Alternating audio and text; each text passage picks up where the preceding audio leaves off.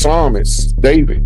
So when you understand that once you start, you see yourself sitting in the God seat in triple darkness in the middle of nowhere, and you recognize and observe that position. You sitting in the center of creation. That's the mindset. You sitting in the center of creation and you creating everything. Okay, now you would simplify the totality of creation. You got to bring it into your 3D model of yourself. I'm God pretending to be Rod. How am I supposed to behave as God in this 3D realm? This is how I'm going to do it. I'm going to do it this way. I'm going to rewrite who the system told me to be. I'm not going to be Rod. I'm going to be Morpheus Mysticus Magus.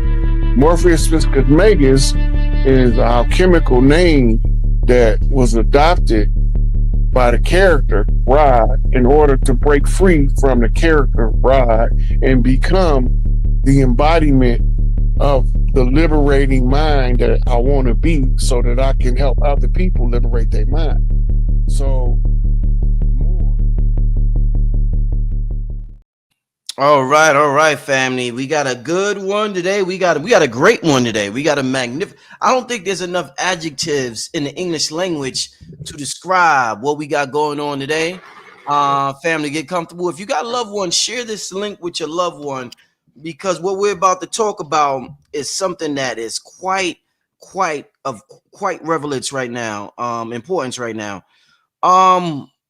I want to welcome to the show. So let's start out. I want to start out by welcoming to the show some magnificent guests that I brought on to talk about a magnificent movie that I just seen. So I want to welcome BDell, Red Pill, Abundance Child, and 19 Keys to the show today. Welcome, y'all. Peace. Salute, family. Good to be here, everybody. Indeed. Oh man, today I'm gonna tell y'all. So listen, I just seen the movie today, y'all. Sinners. I just seen it today. Somebody said they what yeah. All right, I will get to that. I just seen the movie today, and I'm I'm still on an emotional high, y'all, because I seen it today. I'm still on an emotional high, and I'm feeling a type of way. And I'm gonna tell y'all, this year, 2025, two moments that stood out to me that really touched my soul in terms of what's going on in mainstream culture. Is the Kendrick Lamar Super Bowl performance and this movie right here, Sinners. And what's so amazing, y'all, is that a conversation is happening in front. I think so far the movie made 90 million or something like that, right? Kendrick Lamar Super Bowl performance, the biggest of all time. A conversation is happening that a lot of other coaches don't even know what the hell is what's happening, what is being said, what is being performed in front of them.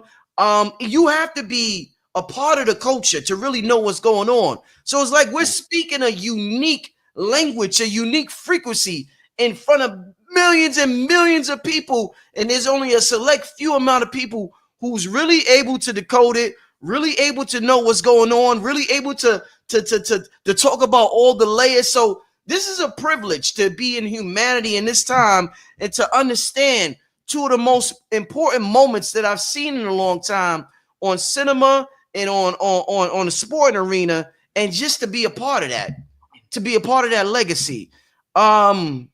With that being said, I'm just, like I said, I'm on emotional high, y'all. It's beautiful. If you didn't see the movie, I would advise everybody in the chat right now. We almost had 1,000 people. All of y'all, go see the movie Sinners. Amazing movie. Red Pill told me about it. I'm not big into movies like that, so I thought Red Pill was just gassing it up, and everybody kept talking about it.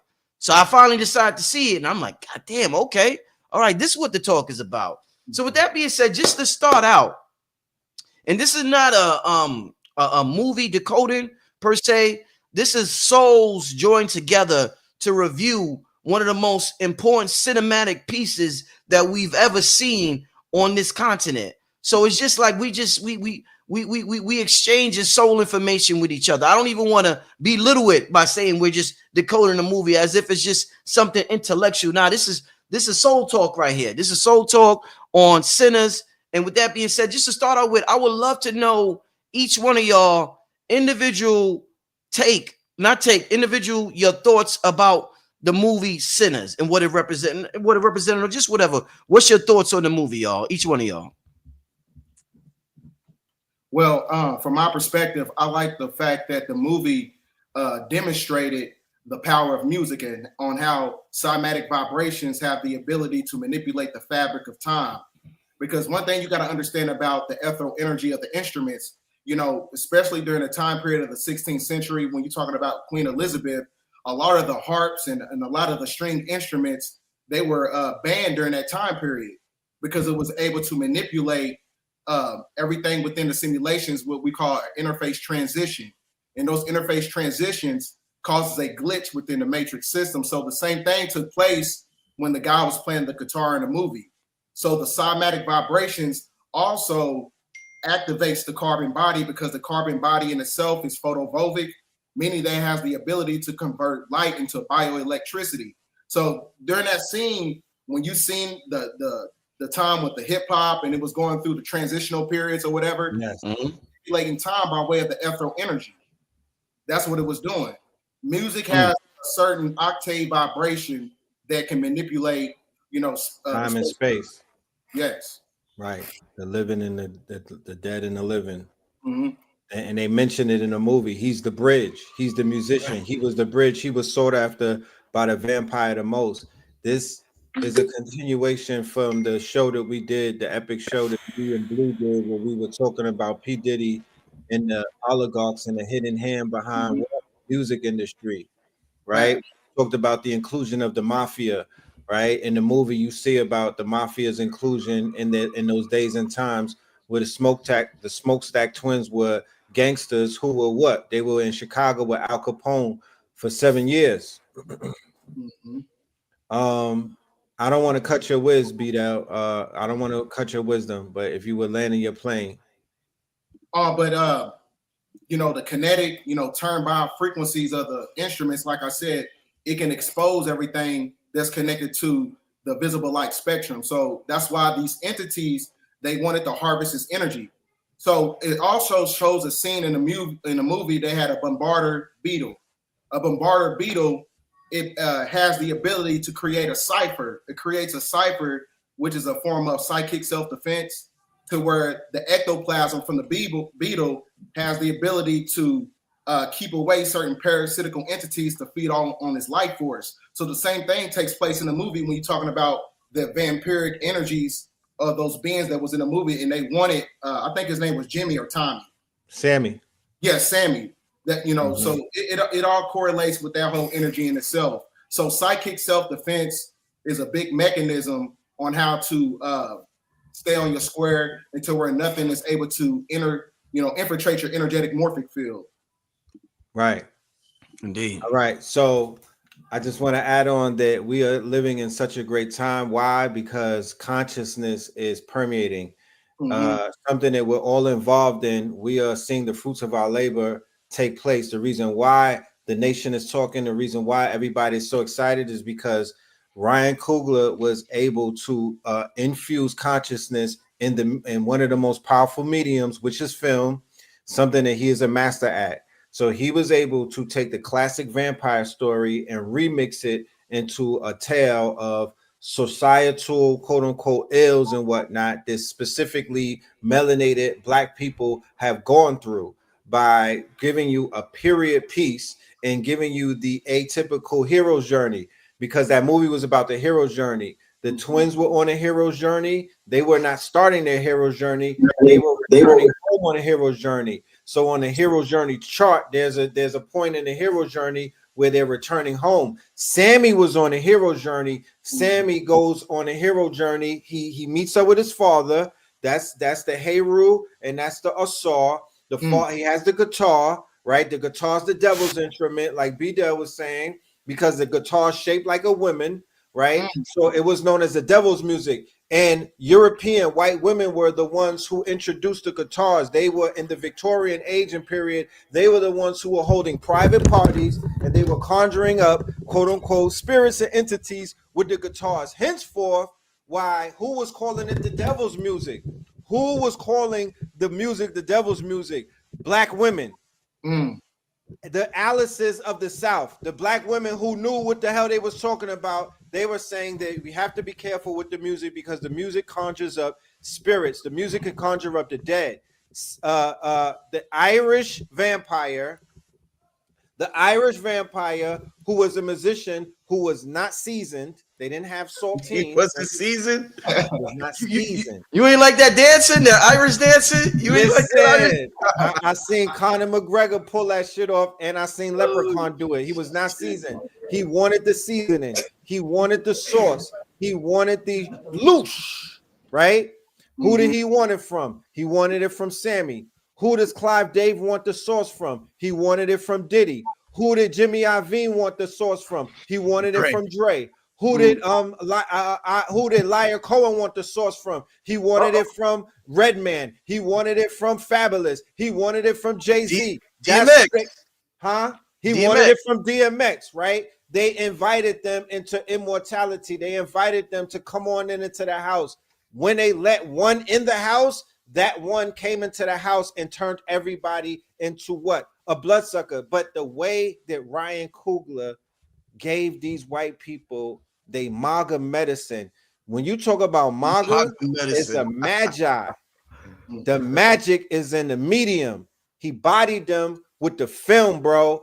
You're gonna see white fragility on levels that you never seen. He gave you a scene where he showed them taking out the KKK, and he was martyred for it. The scene with the talisman, the juju.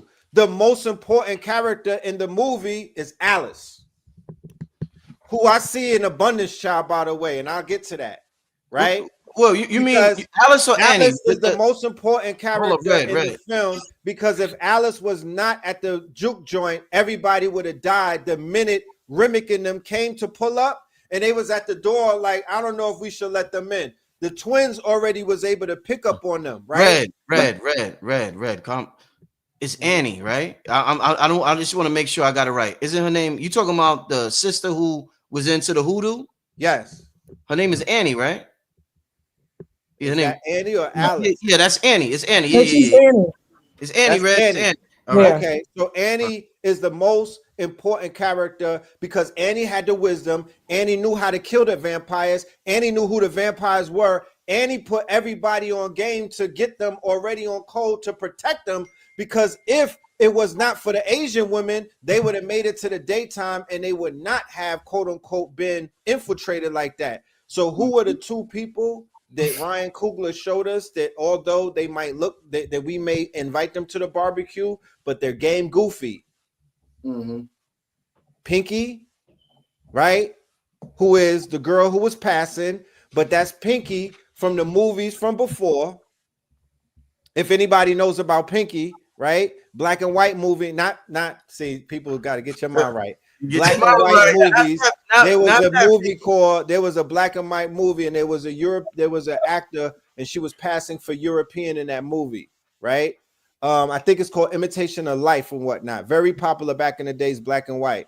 But that brought the whole thing of the octoroon and whatnot. She was an octoroon, right? She's supposed to have one drop of blood in her, so that theoretically didn't make her a white woman. But she was the one who allowed the demons in, the evils in. So let's think about what Cat Williams said about when people go to Hollywood. They have that, quote unquote, they have that girl who does what? She's the one that lets the demons in. She's the one that compromises. She puts them on coke. Shout out to Shannon Sharp. She compromises them. She's the kryptonite for many of the brothers who go into Hollywood who do what? Get bit by the vampire and get turned out. That's what Terrence Howard was talking about. He says once they bite you, you're never the same. Once they take your manhood, taking your manhood is the proverbial biting of the vampire. I just want people to know that. Okay. Excellent, my brother. Excellent. All right. Excellent. All right. Who's next? You want to go, sister? Okay, yeah. Thank you. I was thinking that this whole thing just reminded me of cosmology, period. Like ancient, ancestral, spiritual technology, science. And I think maybe because that's what I've been deep in for, pretty much my whole life, but really been deep into it in the past 10 years. all I saw was the cosmos showing up as we have one. We have mathematics. That one divides into two, 4 to 6 to 8. So it's binary. It's the EPOS system, right? And where everything else in this world is just linear. It's 1, 2, 3, 4, 5, 6. But in our ancestral way, it's a cyclical thing. So every single being is a part. Every single being is a part of this thing that's made in the image, right?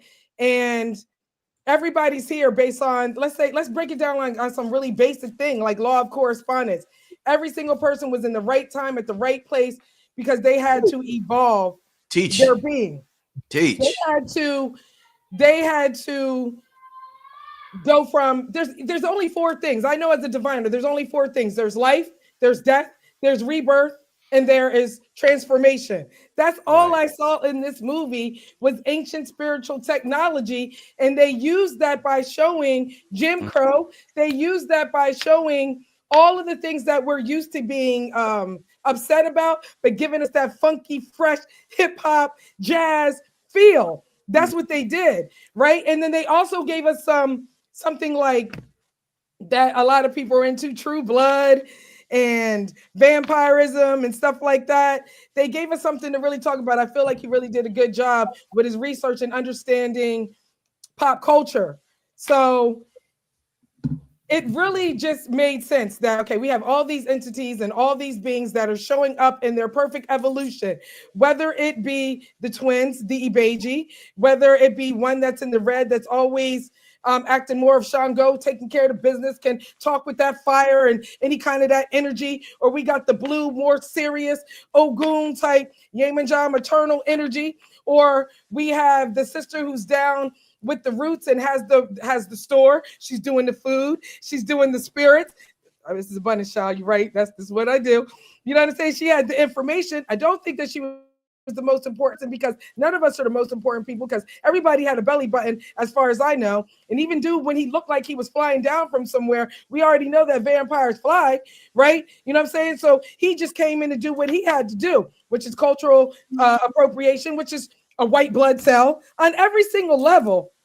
They were showing us how true alchemy and making a situation happen is just taking an atom and transferring it into something else.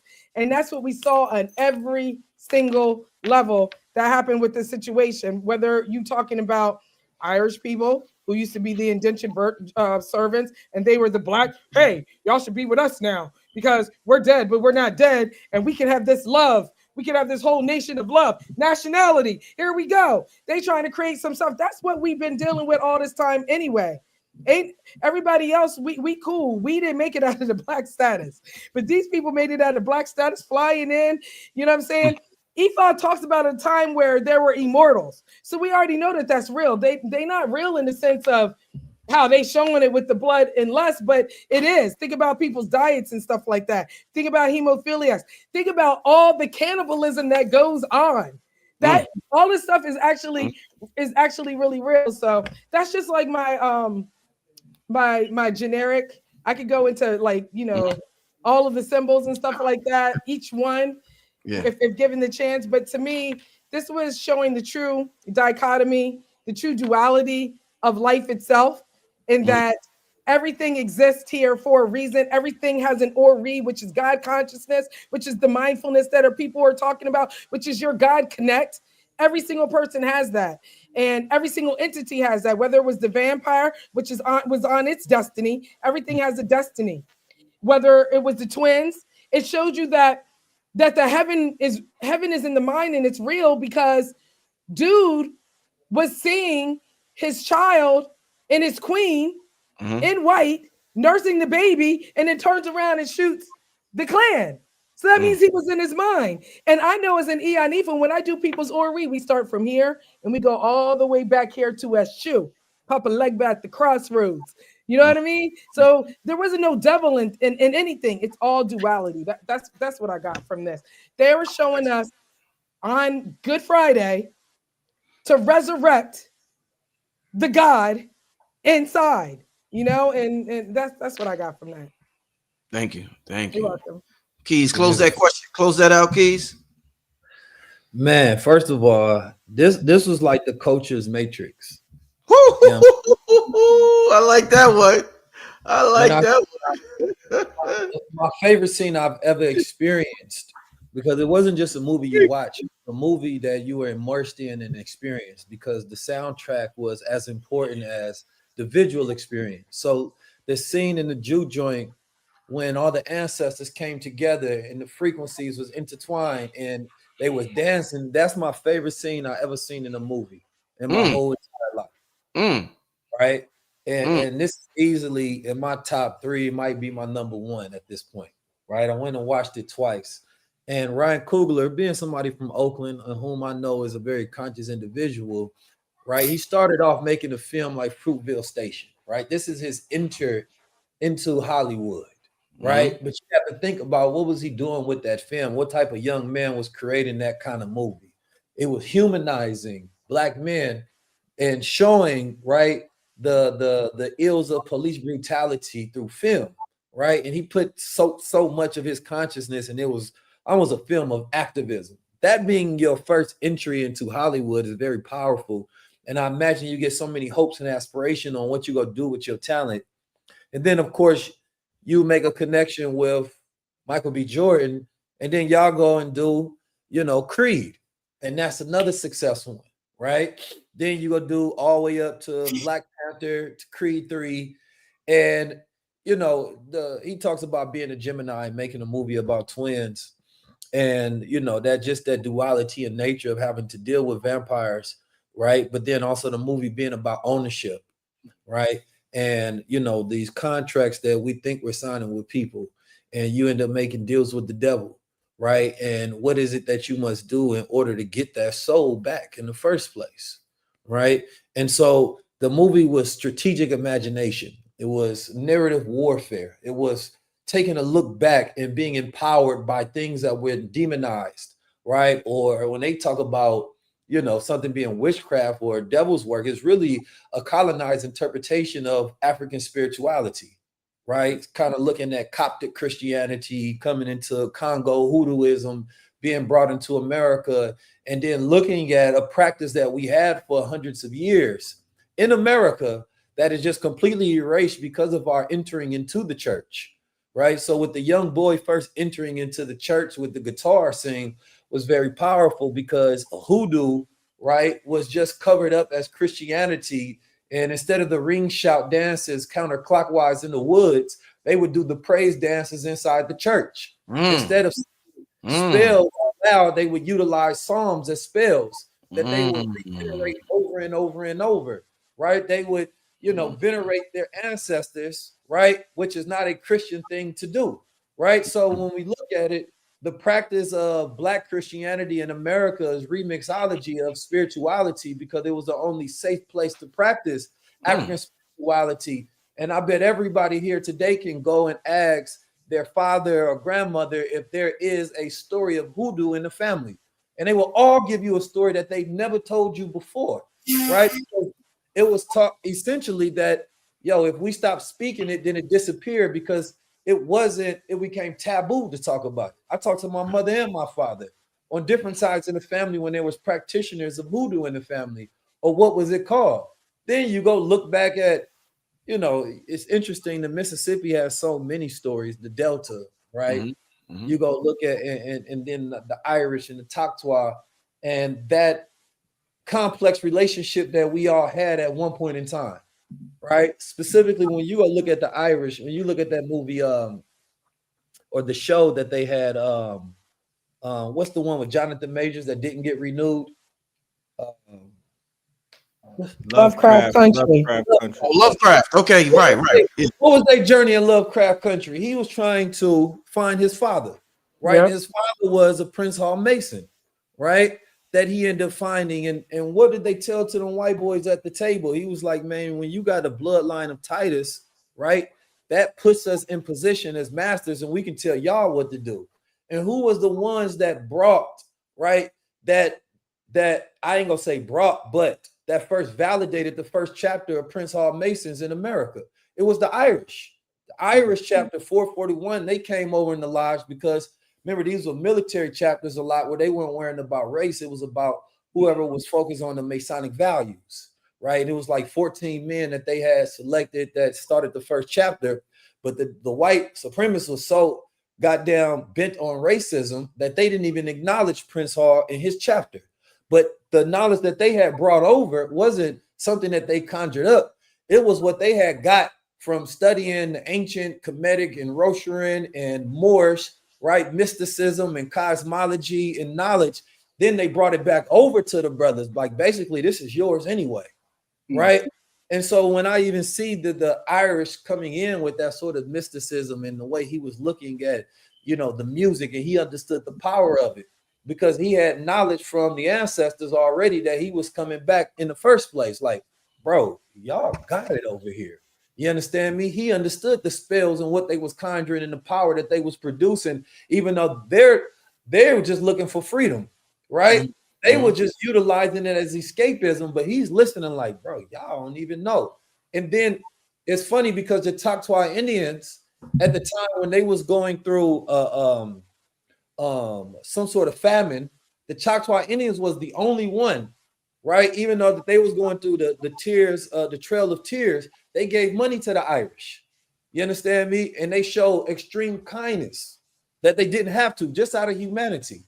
But when the Irish was able to, and you notice in the first scene, he see that these was white supremacists. So boom, this is my opportunity to be a white man and enter whiteness. So he left the Choctaw, went to the white supremacists. Then he became this intermediary in history as well, because the Irish had a relationship between the Choctaw and the blacks. And even though the blacks was the only one being kind to the Irish because they was poorer than black people at the time, right? But when they got accepted into whiteness and he had his gold, you understand me? That's when he left everybody. And so it's an interesting thing about a system of narrative that we can remind ourselves that relates to our experiences with vampires in the culture, right? Making bad deals, not having ownership, and the complexity that he put in his film. He made the film conscious itself, because when something becomes complex enough, it becomes conscious. This is why it has so much repeat value, because it wasn't just, oh, I watched something and I escaped. It was, I felt that. I was immersed.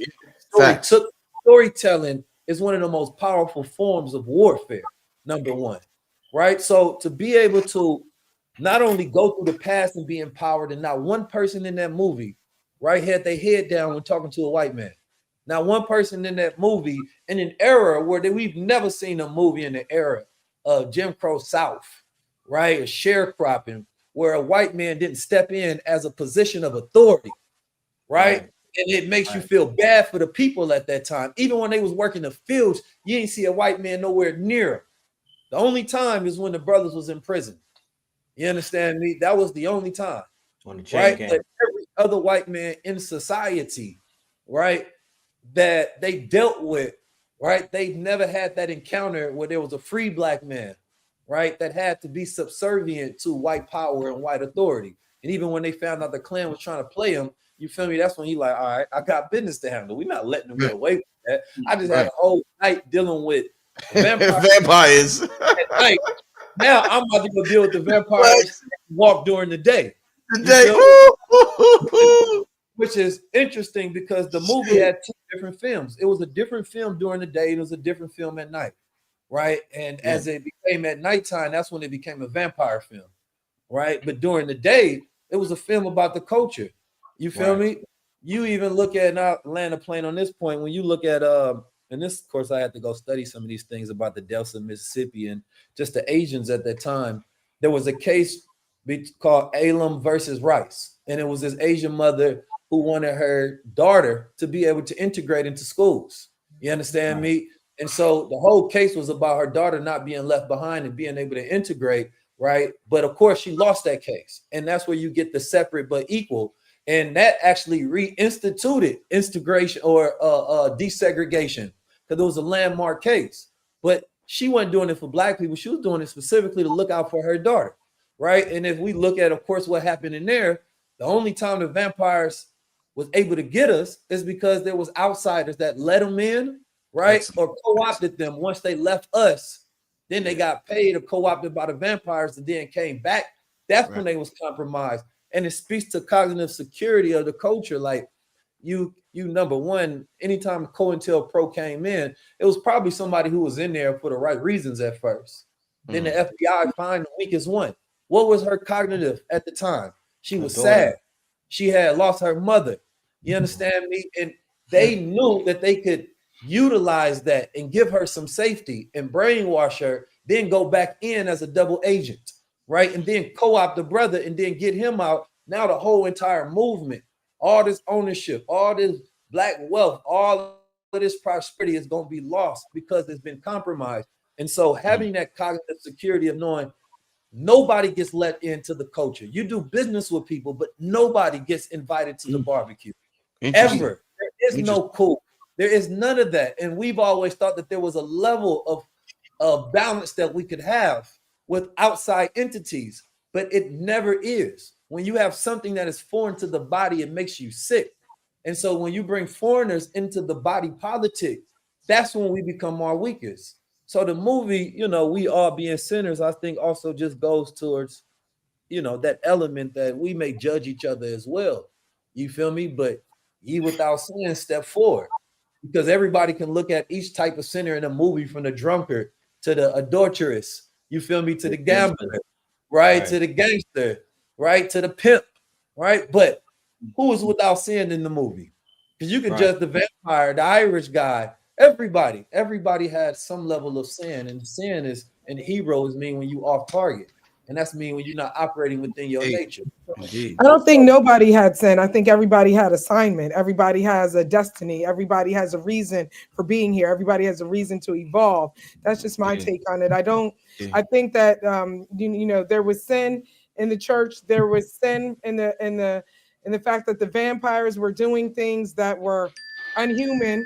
There was sin in the lustfulness. There was sin in all these stereotypical society ideas of sin. Indeed. But I think in the theme that I was going with it, which is consciousness and oneness, and oneness actually creating the division, which is mathematics, which is where we are now. I think that getting away from sin and being able to see the whole collective spirit in it. Like a lot of people say, oh, I'm here having a physical experience. No, you're not. You're having a spiritual experience. Your spirit is animating the physical. And that's what we saw, spirit animating the physical the entire time, and played out in the dimension of the vampires. That's what I saw. But that's just my take on, you know, nobody actually having sin. Indeed. Let me get to the next. Let me hold on, Keys. Let me get to this next question, because I know we got so many people. I wanna, and we're already half an hour in. I want to move on. I want to talk to, because Keys, one thing you said that was quite interesting, and I don't want to misquote you. You said this movie is this culture's Matrix, right? Yes, sir. Great. All right. So you said that, and earlier Red Pill was talking about the Asian woman, and he talked about her allowing the evil in. So Keys talked about the Matrix. We all know the term Matrix from the movie, and the Matrix, the illusion, and you know, whatever you want to call it. And Red Pill talked about the Asian woman allowing evil into the juke joint. I like to use real world scenarios when we're examining spirituality, when we're breaking down movies, when we're talking about whatever, because everything looks good on paper. We read it and we're like, oh yeah, let's do this. Let's do that. Let's read the Bible. But then there's so much nuance and context involved in every situation that shit changes when you're experiencing it in real time. So in this life, y'all, in this Matrix, as 19 Keys talks about, that we all know about, we have children, we have mothers, we have fathers, we have people, wives, and we have husbands. If they are in danger, Red Pill, Keys, Abundance Child, BDell, we may let evil in to save them. So the thing is, with the Matrix, you have to adjust, you have to figure out a certain strategy. But listen, it's not just, oh, I'm good. You don't follow the textbooks to a key in the Matrix when your mama's involved, when your daddy's involved, when your children is involved, and if your a loved one is involved. So how do we navigate seeing this movie, seeing what the Asian woman do, what a lot of women would have done? Because you know why? Because her daughter was in the store and she was like, listen, if we don't let those vampires in, they're going to get to my daughter. Now, if you have children, you know what you're going to do for your children. I know what I'm going to do for my children. So in a real life scenario, not an imaginary Wakanda scenario, how do we circumvent, navigate the matrix when we have children, when we have wives, when we have husbands, when we have loved ones, and we're faced with evil at the same time? Let's talk about that. Go ahead. Abundance, you raise your hand. Go ahead. I mean, real true story. I was in the matrix. They took my children. They tried to sell them. They sold them. They tried to sell me back into slavery, sold my children into the foster care system. Everybody, a lot of people know about this. You know about this red pill, blue pill. You know what I'm saying? And I literally by myself wrote all my paperwork to get it out. Everybody was like, "Now you are Tamiko McIntyre. You are so-and-so." I said, "No, I am not. I am such bae." Like, I wasn't playing around with these people. Please answer them and tell them I need to be in here. So that's a true life story. So I wasn't going to be the Asian person because at the end of the day, we all here, as I said, have a destiny. And it's, we come through, like my children are just part of it. And I understand that. But for the bigger whole, so that I could help other people have understanding, my children absolutely had to sit in there until I did the paperwork. And now to this day, for the record, they know I'm not no 15th Amendment, Black, African-American, none of that state of Delaware resident. They know I'm the empress around here because I did that. My children had to be in foster care for a while. Now everything was dismissed, nolle prosse. But I'm just saying that's for me. I'm giving an example of a real world. Everybody's not built the same. Everybody's not here on the same evolutionary cycle. Some people are the fungus of the toenail. Some people are the crown chakra. Okay. All right. Next. I think functionally, I think it goes to the fact that, yeah, when you think about it in a real world scenario, yes, like even in that scenario, right? If you want to get to the most acceptable, the easiest and the softest target, right? You look at the one who is the most afraid, who is the most stressed out, who has the most to lose, right? Et cetera, and that's where you enter in, right? So what I looked at that more so wasn't that the Asian woman wasn't going to do what she always did. It was that they wasn't inside necessary to do what they needed to, right? You already see that she was losing her mind. You see that she was a weak link. They were supposed to put her down. You know what I mean? Because they were supposed to put her down? She was already trying to cover her up, and she's trying to go out. And somebody should have hit her. You feel me? Should have did something to make sure. That's what I was thinking at that moment in that scene. Like she's about to compromise everything when they already have a plan is to survive the night.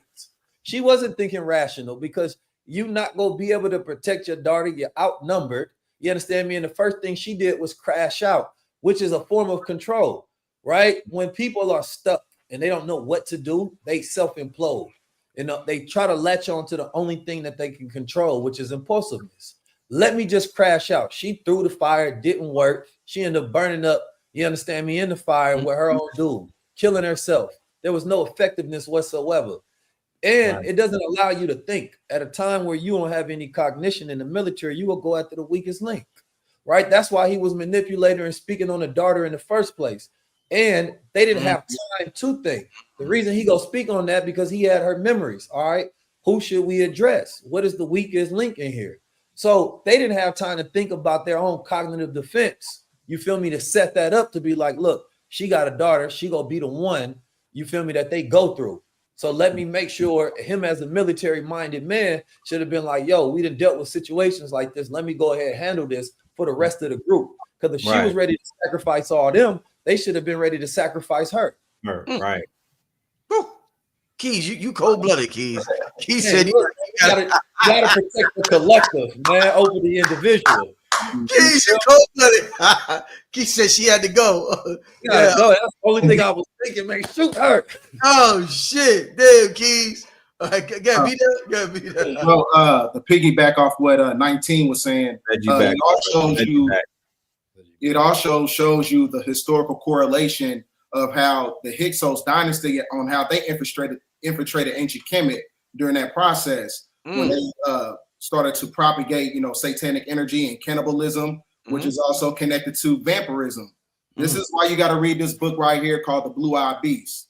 It goes in talking about Celtic culture, on how the Druids were also connected to the Canaanite, which is also in bloodline connection with the Hyksos.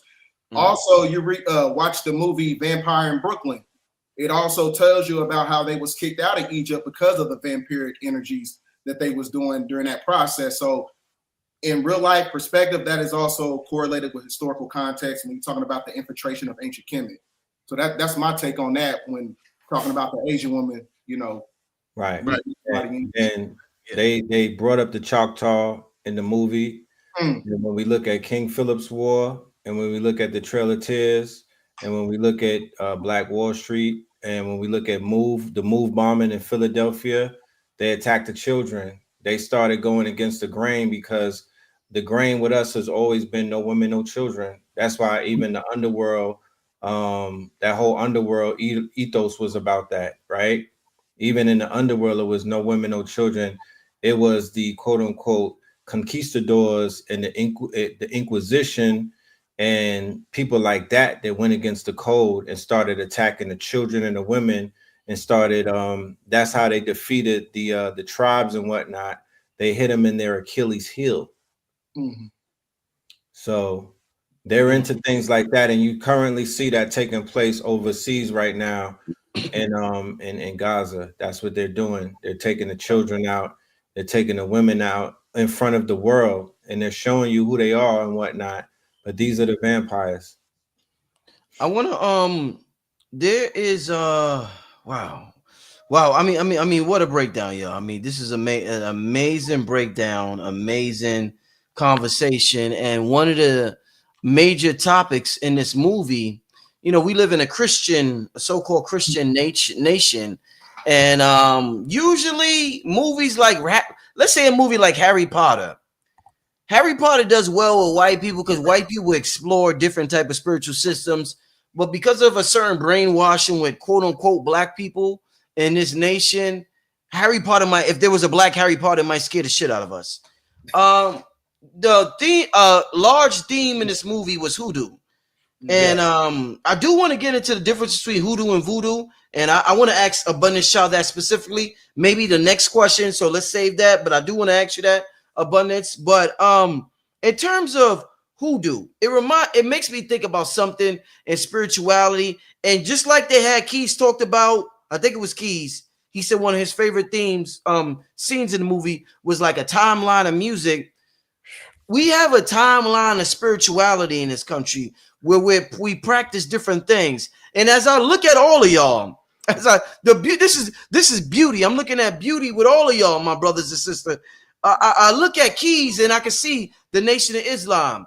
I look at Abundance Child and I can see Ifa.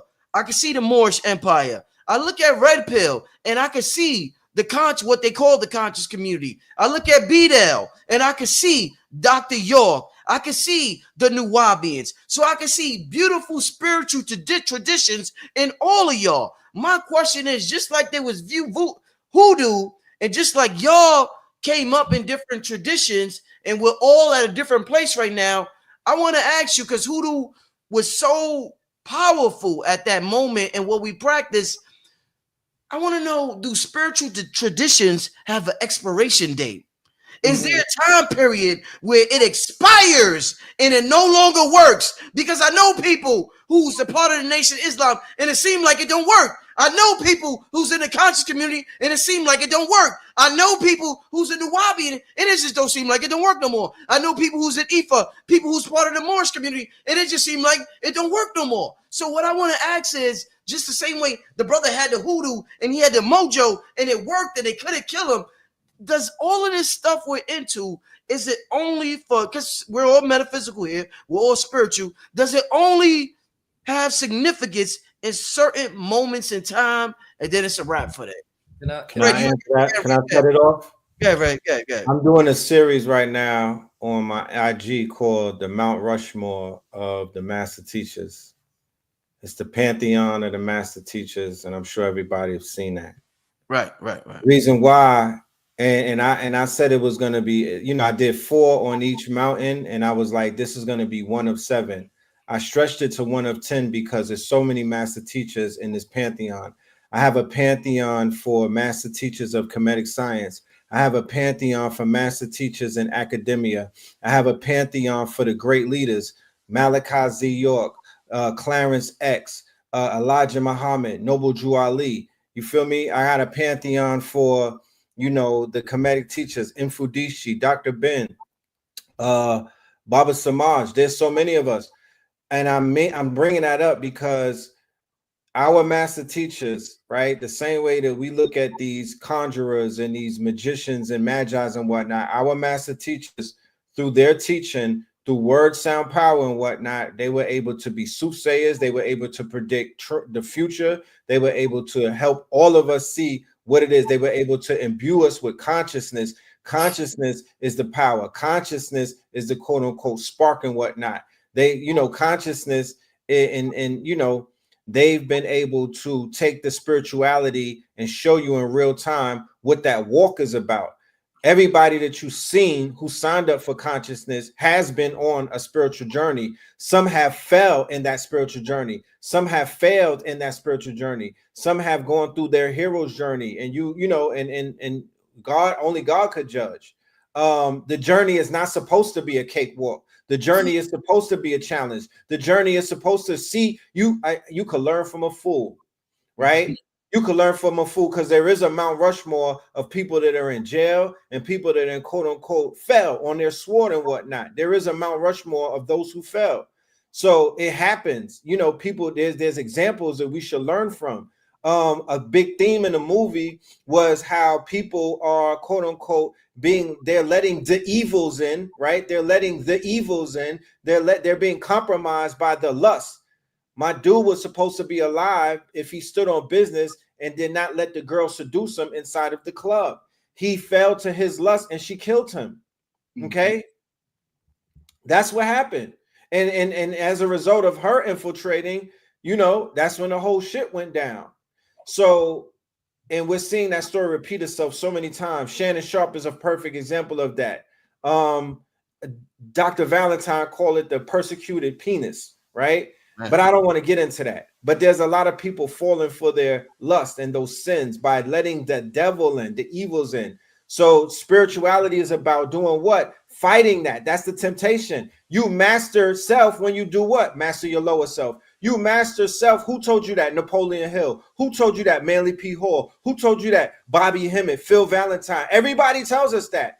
Masters, you can't be a master if you didn't master. If man can't be the master until he masters himself. Man can be considered to be a quote unquote masterful Christ-like figure until he does what? Master his lust, master his desires, master his lower self, masters the evil, master the vampires. That's what this spiritual journey is about. That's why the monks do what? They get in the mountains. They say, "Don't you can't even excite me. You can't even give me you can't flatter me. I don't know what joy is. I don't know what pain is. I don't know what happiness. I don't know what sad is." They detach from all emotions because they know it's not real, that this is an illusion. So this walk is about detachment, not attachment to fake labels, fake brands that you found out wasn't worth nothing. But people put their life force into that. People put they name their babies after Hermes and Gucci and everything, and it was worth $10. People use that as a means for luxury, and it was $10. But when your people make their own stuff, you don't wear it. You don't support it. You didn't turn this into luxury.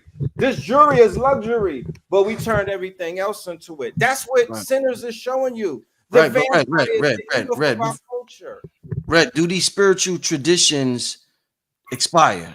Never. Energy never dies. Spiritual traditions never die, Rich. They are millions of years old. Do they terraform into other things?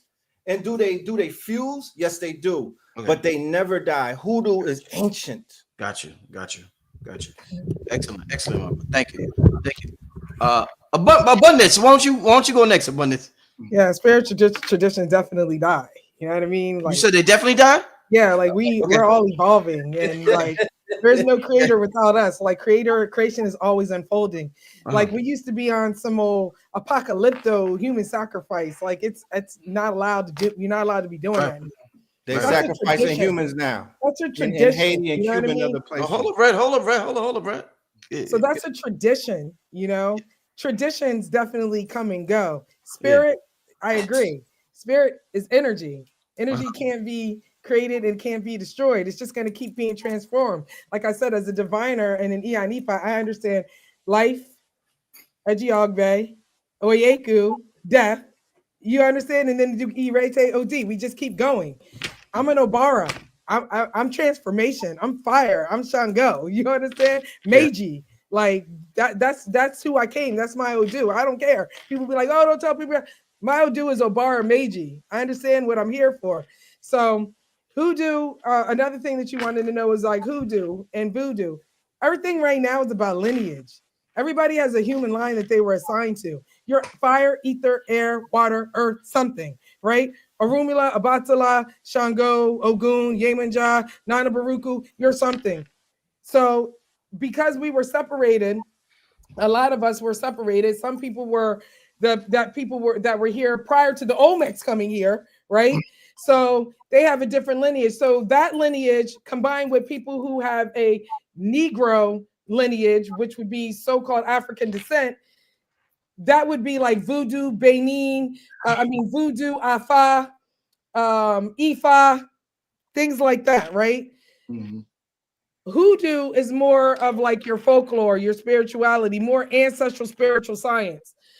Voodoo, like in Ifa and stuff like that, have a more of, we are dealing with a set of Irumle and deities and a set of traditions that give you access to mystery systems that you could even put into a pot or a shrine and be able to evoke and invoke spirit, where you have access to the past, the present, and the future through binary, through a keen, or through things like OB coconut shells and stuff like that. Hoodoo is a practice where voodoo would be more of the Webster's etymological definition. Voodoo or voodoo is a spiritual system of deities that is a whole entire pantheon, and it's organized and it has structure. You have to be initiated with blood in order to be able to have access, which to me is great because it ties back into what we're talking about, blood. Everything needs blood. And if it wasn't blood that was being used, they were using gold from the whole Roman, like what, where in the, what? You know what I mean? So, I mean, I want to get into more of that type of stuff, but I hope I satisfied your definition on the difference between Voodoo, which is a full spiritual system, and primarily that comes from different human lineages. For example, like Benin being Nana Baruku, Oshogbo being Oshun, stuff like that, where Hoodoo is more conjure and root work, which is what a lot of our lineage is what we're used to.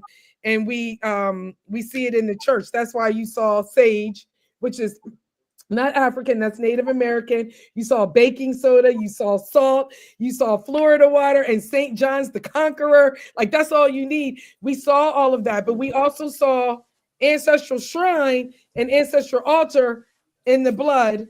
And one more thing before I close out, because I ain't see nobody talking about the vulture. So whenever y'all ready, I would love to break that down based off of, as an Ianifa, I know in different Odu, like Obaro Torapan, or what I'm thinking, Irete Meiji, where they talk about the vultures. That's the Yami, baby. That's the mothers. The only way that you're going to survive in this life is through character. I don't care what you are or what religion you think that you are. If you don't have good character, which is light, which is love, which is Ashe, then you're not going to be able to manifest into the next level, which it has been shown to us by the elders that you will find out that's what real life is. This is just the dream. Mm-hmm. Character is the only thing that saves us. So that Native American Choctaw light-skinned nigga was there in front of a gun because he already knew, because he already has a relationship with Earth, and Onile, which is Earth, that lives and breathes and keeps living on as we come and go, and vampires were coming and going. That Mother Earth was still there. And those three, which is also representative Eshu in the black, and the red and the blood that was on the ground, which is a portal and it's an openness, that was Iyami. The gates of Iyami, Abu Ro, Abu Ye, Abu Shishay. Those are the people you have to get through before you can even get to Oludumare, which is the crater. Those are the three women. Abu Re, Abu Ye, Abu Shishay. That's how we greet each other. And those were the Iyami up there. And they were saying that they could have had good character, but she wanted that gold, right? She wanted that gold, and they got that, and she could have had good character, and she could have walked away and been safe, because he was like, are they in your house? I'm telling you, ma'am, if they're in your house, it's a problem. The gun's pointing at him. Ma'am, it's a problem. He ain't thinking about that. He already did his divination. He already has a relationship with the earth. He's Choctaw. He's one of us. You know what I'm saying? You know, not the people who purport to be the Choctaw, one of us. And they, you know, good character. I'm going to close out with that. Good character. All right. Well, from a metaphysical standpoint, I don't think the spiritual technology never dies, because ether in itself leaves an energetic imprint on the universe. Mm-hmm. So one thing you got to understand about Mississippi is a portal of consciousness, which is why they call it the Delta. The Delta in itself is a frequency. Mm-hmm. So when you even look at that process in the movie, when it's showing her making a mojo bag, right? The mojo bag was the embodiment of the dodecahedron, which is the quintessential alchemical element, the fifth element, which is why he was protected. So even when you look at the word Orisha, when you break down the etymology, it means ruler or masters of ether. So all this is also, you know, it's all correlated. It's very symbolic to everything that she's basically saying also. Indeed. All right. Keys, you want to close that out? Yeah, I think asking a question, do spirituality dies? I think it also correlates asking, like, does technology become obsolete? Right? Mm-hmm. It's like a spirituality is like a pencil and a paper, right? Mm-hmm. Or it's like being able to speak. Mm-hmm. At certain points in time, the pencil and paper, right, may not be as useful in today's society, because more people may utilize the phone because of the advancements and how complex society is. But the reality of it is that typing on the computer would never give you the same stimulation that writing on a piece of paper would. That is right? A great analogy. That is a great analogy. The root of spiritual teachings are actually, when it comes to the human, right? We think about externally how it interacts with the world, but those spiritual practices and what it does to us, it has the exact same effect that it always have had throughout the timeline of human history, right? The effect that it has on humans. Now, if I want to call somebody, right, I might have to use mental psionic energy at one point in time. Now I pick up a phone. So I'm not utilizing that ability as much. But that consciousness, right, and that ability to hone in on different people and to tap into different resonant frequencies is still a powerful necessity, especially as we're going into a more technological age. It is more important than ever to have that ancestral intelligence. And so the root spirituality, right, animating things, giving life, chi, energy. We all are speaking about spirituality, utilizing different languages that come from different timelines of different interpretations of the same root system, because everything has to come from one root. But at the end of the day, it's more so, how does man, right, work with universal law and order, right? How does he align with stars? How does he, when we look at a phone, again, it's a great concept, because when you may talk about hoodoo and, you know, there may be somebody grabbing gopher dust or somebody grabbing rocks and saying that this has a certain particular power once I utilize alchemy and transmute that energy with intention and breath and life force. And another person may go to the Congo and take rocks and turn it into a phone, right? And they utilize cobalt, but it's still us just using the earth and transmuting it for some sort of technology. Right. The void that happens is the reason we use it for, right? Is it an animating life purpose that is in alignment with cosmology, or is it just selfish, right? So I don't think that spirituality, you know, completely, you know, disappears and is not worth anything at a certain point in time. I just think we look at spirituality and how are we effectively using it externally versus on the effects that it has internally, because the same practices, either people figured out better advanced ways to tap in, right? Mm-hmm. We try to find the direct science. So it may took a ritual that may have took 3 years. We try to figure out, man, how do I get this in one thought? How do I condense this in an affirmation? But it's root science. It's the techniques that change, that become more advanced as, right, our understanding is the highest level, because most people have faith in things that they don't understand, which is what's required. To initiate a person, they must have faith in the unseen. Then they get knowledge. But knowledge can erode faith because people stop having faith and utilizing mind and spirit and things of that nature because of what they think they know. But the knowledge is powerful because it allows you to be able to utilize and create systems. Then that's developed into wisdom over time, condense the best ways to get things done, because wisdom always wants to save time, because wisdom knows how powerful time is.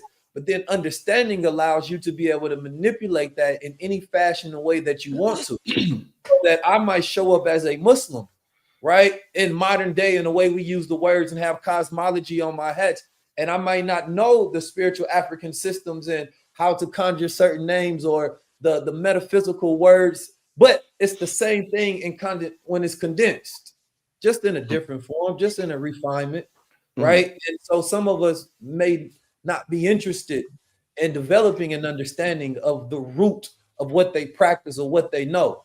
But it's kind of like when people say we all come from Africa. You understand me? It gets always, it's really just saying that all things have a root. Indeed. Real quick, Rich. Real quick, can I just add a cultural reference? Yes, sir. Yes, American Gods, the TV series from season 1 to 3, that's what they focus on. That the gods, if people stop worshiping, if they stop mentioning these gods, if they stop utilizing their quote unquote traditions and whatnot, those gods die out. So in American Gods series, it's a battle between the new gods and the old gods. One of the new gods is technology. It's the technology boy and whatnot. And then there's another new god, the World Wide Web and whatnot. These are being worshipped. These are people's gods now. Then they have other gods. There's gods where there's the last living person on certain islands, and I think it was in somewhere in Australia, and that was the last person who knew the language.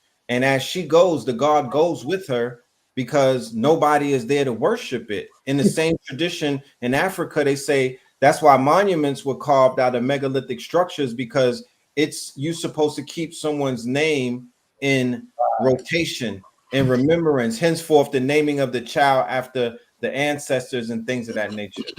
Indeed. Yeah, I wanted to say something on the language part that he spoke upon. It's like we don't think about our connection to Congo a lot, right? We look at the modern Congo wars that's going on, but when you talk about specifically like in Mississippi and like South Carolina, at the time when they was doing trade and taking slaves that was going through the Congo Civil War, right? A lot of those documentation, right, was in Spanish because it was the Spaniards. And so a lot of that, when we talk about like our connection to Ghana, is because a lot of that documentation was in English, right? And so a lot of people don't connect or pull from certain sources because it hasn't been translated into English, which ends up limiting, right, our self-view and our worldview, which also disconnects us. So this is why we might not understand Hoodoo, because we don't understand our connection to the Congo, right? And we don't relate that into our identity as much as our relation to Ghana, where you're going to probably have more Christian and Muslim, right? And so it's a very interesting thing. Like when I'm utilizing AI, I always make sure that it's not just pulling from English sources, right?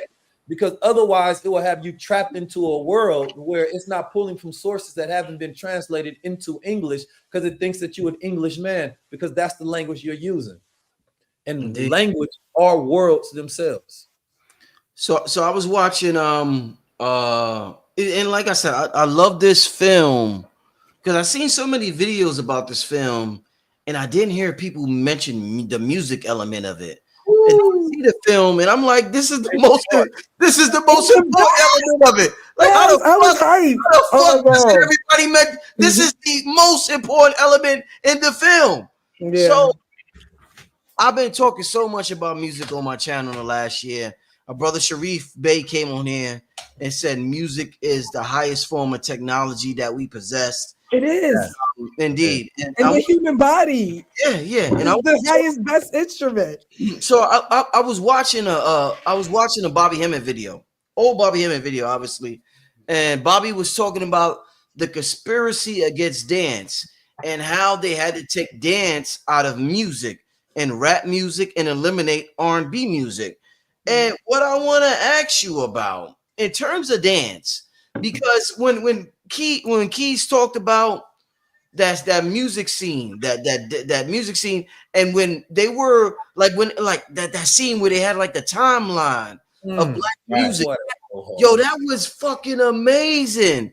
That was fucking amazing. I didn't know whether to cry or to jump up and down in the movie, but that was amazing. A timeline of black music is how much noise did you make in that theater? Let's talk about that too. It's one of the most beautiful things you could see. What we created with music from nothing, and we inspired the entire world, the entire globe. Absolutely amazing.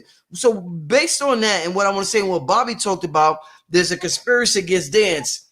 Like I said, I like to use modern examples to talk about spirituality and all this advanced stuff. So let's use a modern example. A modern example would be, if we're saying all of this, we're not saying all this just to sound intellectual and to sound spiritual. Let's use a modern example, because often when you use a modern example, people often discredit the modern example. A modern example would be boots on the ground, where them fans at? All them black people doing that. Right. Where them fans at? Boots on the ground. So I hear this is what's confusing to me. I hear certain spiritual people. If we know all of this about music and dance and spirituality, I think Red Pill, the last poets, what they said are people like party and bullshit, right? Party and bullshit. Yeah. Party and bullshit. So check this out. When our people see where them fans at, boots on the ground, where them fans at, half of the spiritual community will say, that's party and bullshit. Another half will say, that's song and dance. That's what we always did. That's what we're always going to do. And that's all that ever existed was song and dance, because the music is the universe is an acoustic field. So tell me about in modern times, how do we view things like what we're doing right now? It's like that. Just for example, where them fans at? Is it party and bullshit? Is it song and dance? Is it spiritual? Is it high technology? Or is it just us ignoring what the hell is going on in the world? Because the meme was dope. They showed that, and they showed Gaza and everything going on in the world, and niggas is still dancing. Whatever happens in this world, what they niggas is gonna do is dance. That's all they. Right. So you have the answer right there, bro. Is that spiritual technology, or are we partying and bullshit? I'm trying to figure out which one. Right. Let Abundance start that. Abundance. Ceremony, right? Let Abundance start it. Okay. All right, I'm gonna let you go first, then I'm gonna ask you a question. No, I was waiting for your question. In ceremony, right? That spirits are involved in ceremony, right? Like spirits. Sacraments are involved in ceremony. First of all, let me let you know the first thing that we usually give besides water is alcohol, OT. OT, right? Because it activates. It's an activating principle, right? Mm-hmm. Sacrament is also involved in ceremony, correct? Sacrament. Absolutely. Mm-hmm. Smoke is also involved in the ceremony, correct? And Lukumi, not any Shay. Okay. Drums are involved in ceremony, correct? Yeah. Activating to open up the yes.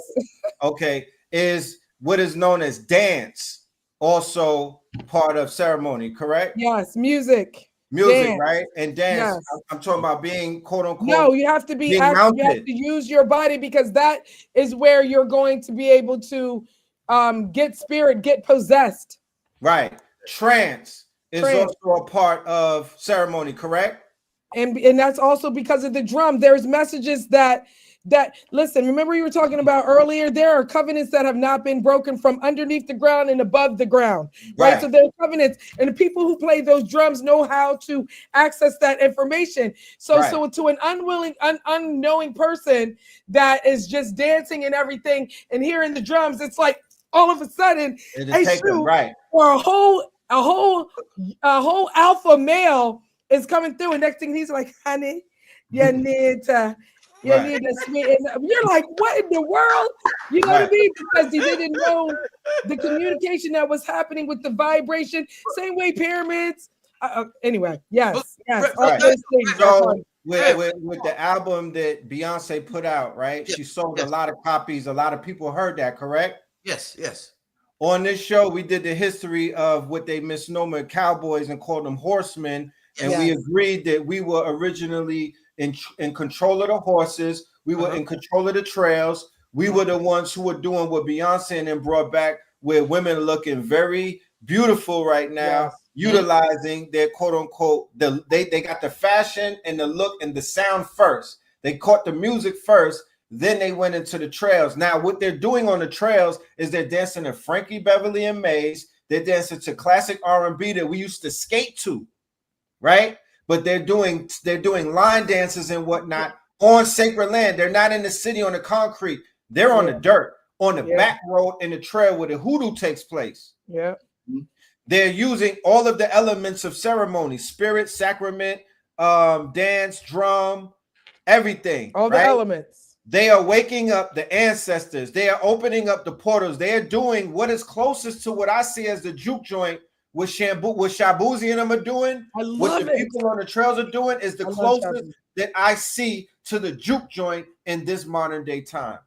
And wherever we go, there we are, Red Pill. You already know that, you know?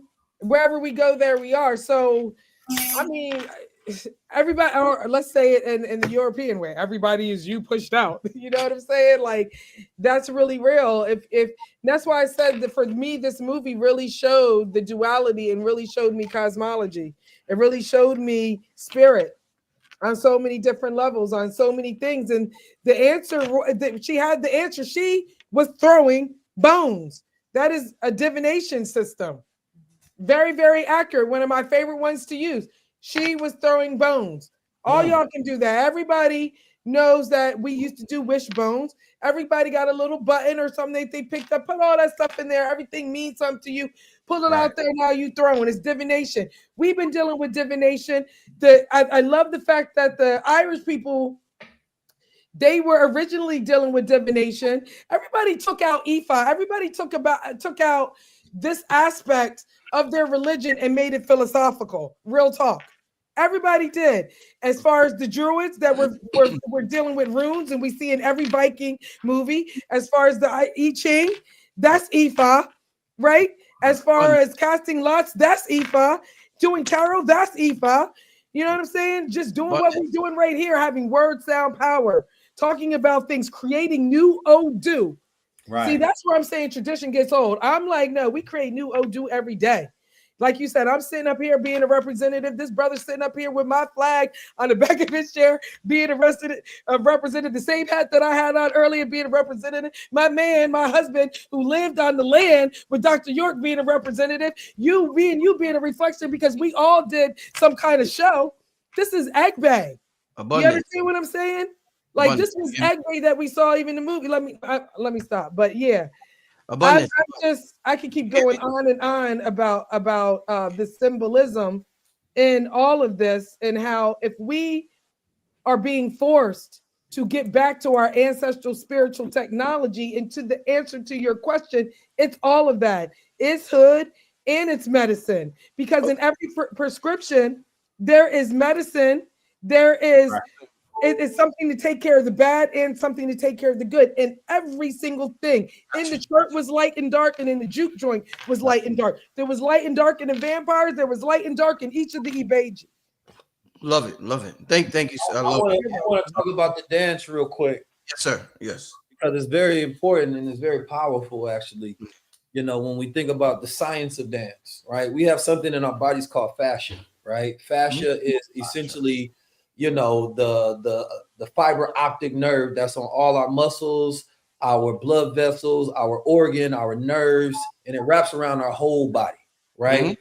When you move it, it's a living matrix that conducts mechanical and electrical charge and emotion, right? So as you move it and it's stressed and it gets compressed, it creates an electrical charge. It's what allows when people say, you know, twerking allows them to help with trauma and things of that nature, right? Mhm. Because there's energy stored within your fascia. When you're working out, the problem with a lot of people get is they don't work out fascia muscle because you're doing techniques that you won't move in real life. So you do isolated muscle workouts instead of like grabbing a cord and doing something like this that's stretching the whole body system. But when you're dancing, you're literally charging up the body, which also charges up ions in the atmosphere, right? And so when you walk into a space where the atmosphere is charged up, you get charged up as well. Now, when you have music, because it's funny, I did a video maybe about a year or so ago called The Club is Voodoo, and we was talking about just those things and all the elements that come together in that particular atmosphere. But it's also the reason why when you're in a drum circle and you're getting prepared for war, it's charging the spirit of those soldiers up. You understand me? To literally go in war, right? And us as melanin people conduct a lot of energy. So we can build up the energy and keep the charge for a very long time. Right. And so dance is always a necessary thing, or movement itself is a necessary thing. What do we say when we want to have a revolution? We have a movement. Right. And so dance is a mini movement onto itself, but it's when you have the music, right, that turns the spirits that we have onto each other. Right. To where music, and we always understood the spiritual warfare connected to it. Right. But the problem is the number one enemy in our music is ourselves. Or it has no complexity, right? That it allows us to think, or it is having us consume thoughts that is not good to charge up. Right. So here we are dancing, you feel me? And we charging up thoughts, right? That are actually negative and that are harmful for us, right? So now when we leave this environment from dancing, what are our thoughts that are charged up is also going to become our expression and our action. So now we fighting. You understand me? We going at each other because we don't understand the utility of music, right? One of the great teachers I loved on this was Mother Tanez. She always talked about, you know, music, color, and medicine, right? And how those things are intertwined and we're one. It talks about the language of the birds, right? And how that was a frequency for the mind, right? And if you think about the language of the lion, it has a frequency that you can't hear and it evokes fear. The greatest thing about that movie was how the soundtrack immersed us, right? And when that moment was happening, the music was directly reflecting what was in our visual sight. So it immersed what we were feeling, right? On a metabolic level. And when he was talking about music weaving time, we were experiencing memories being activated about the future and the past simultaneously, right? That created this harmony within us, and it was activating all of these different euphoric energies, opening up portals within you because your brain is housing all these memories connected to all these musical moments and notes, right? That you had this inflated feeling of euphoria as you were listening, as you was visualizing, right? It activated that neocortex, which is that higher order thinking that activate them six senses. You feel me? And so during that time, that if we understood that power of music and what it gives us, right, we would utilize it for our freedom. We wouldn't utilize it to condemn each other, and we wouldn't make each other the number one enemy in the music itself. And they understand the power of it, which is why when they study and say, man, this music has political consciousness attached to it, they know that that means that the movement of the people, right, have a political movement, and they will move towards that direction because that's what they're charging up. So that's why we are in the state that we are in today, is because the complexity of the culture is based on the language, it's based on the music, it's based on the spirituality, it's based on the economics, right? But you can't create an information and frequency environment and think the people are going to act other than that. Now, to your point about escapism, party and bullshit, right? It's like saying is instrumental music negative towards us? No, it depends on what thought you already have. Okay. The problem is the culture's cognitive, right? Consciousness is so low that the music distracts us, right? Because if I'm playing white noise in the background, but I'm focused on something that's beneficial, is good, right? If I am taking a moment to celebrate my wins in life, then it's good. But if I am utilizing music to stimulate me because I'm not getting stimulation through manifestation, through ownership, through power, right? Then it becomes an escape out the matrix, but you've never went nowhere, which is why it's escapism. You're still here. You understand me? But it makes you feel like you're not for a moment until the music stops. The dancing ends. And then you realize, damn, I'm in a war and I'm unarmed, and ain't nobody motherfucking dancing in the world gonna stop them from being on my ass. Yo, imagine getting into an argument with Keys. This is a sharp motherfucker right here. Imagine arguing with Keys. This motherfucker sharp, right? This is sharp. He come up with some shit. That was dope right there. With the white thing, with the white noise, that example with the white noise, that was some fly shit right there. I also want to add that the music was the main character in the movie. The music was the main character in the movie. Okay. Yeah. Yes. The brother, the dude that he has that's been working with him, going all the way back to, I believe, his Grammy award winning movie Fruitfield Station. Oh, and also one of the coders in the game. Oh yeah, BDell. Also, to piggyback on the music thing, one thing you got to understand about the carbon body when it comes to dancing, it has ferromagnetic properties because it has a turn-bound kinetic energy. So that creates orgone energy, which manipulates the atmosphere, which causes time dilation. And that time dilation in itself, dancing, just imagine when you're dancing, you manipulate the space-time continuum because you collapse time. Yeah, it's like an interstellar vortex portal. Just like when you're playing basketball, you're doing something that you love. That's connected to the heart chakra.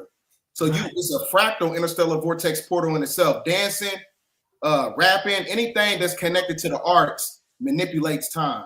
Let me ask y'all this real quick before we move on. And I'm glad that you said that, BDell, and we could like tie this into what we're going through now in life. Bobby Hemmett called dancing. He said you enter dream time. He said, yeah, you hear that, Abundance, right? Abundance, hear that? I know Abundance about to go in. Hold up, Abundance. Before you go in, Abundance, I know you're about to go in. But Abundance, and I'm glad I want Abundance to answer this first, since I'm going in this direction. So listen, Bobby said when you dance, you go into dream time. So if you go into dream time when you dance, what everybody notice, if you look at Soul Train from the 1970s, you will see the dudes wearing all types of what we would call questionable shit, and they gyrating their hips in ways we would never. Yo, they be like this. They be like, ooh.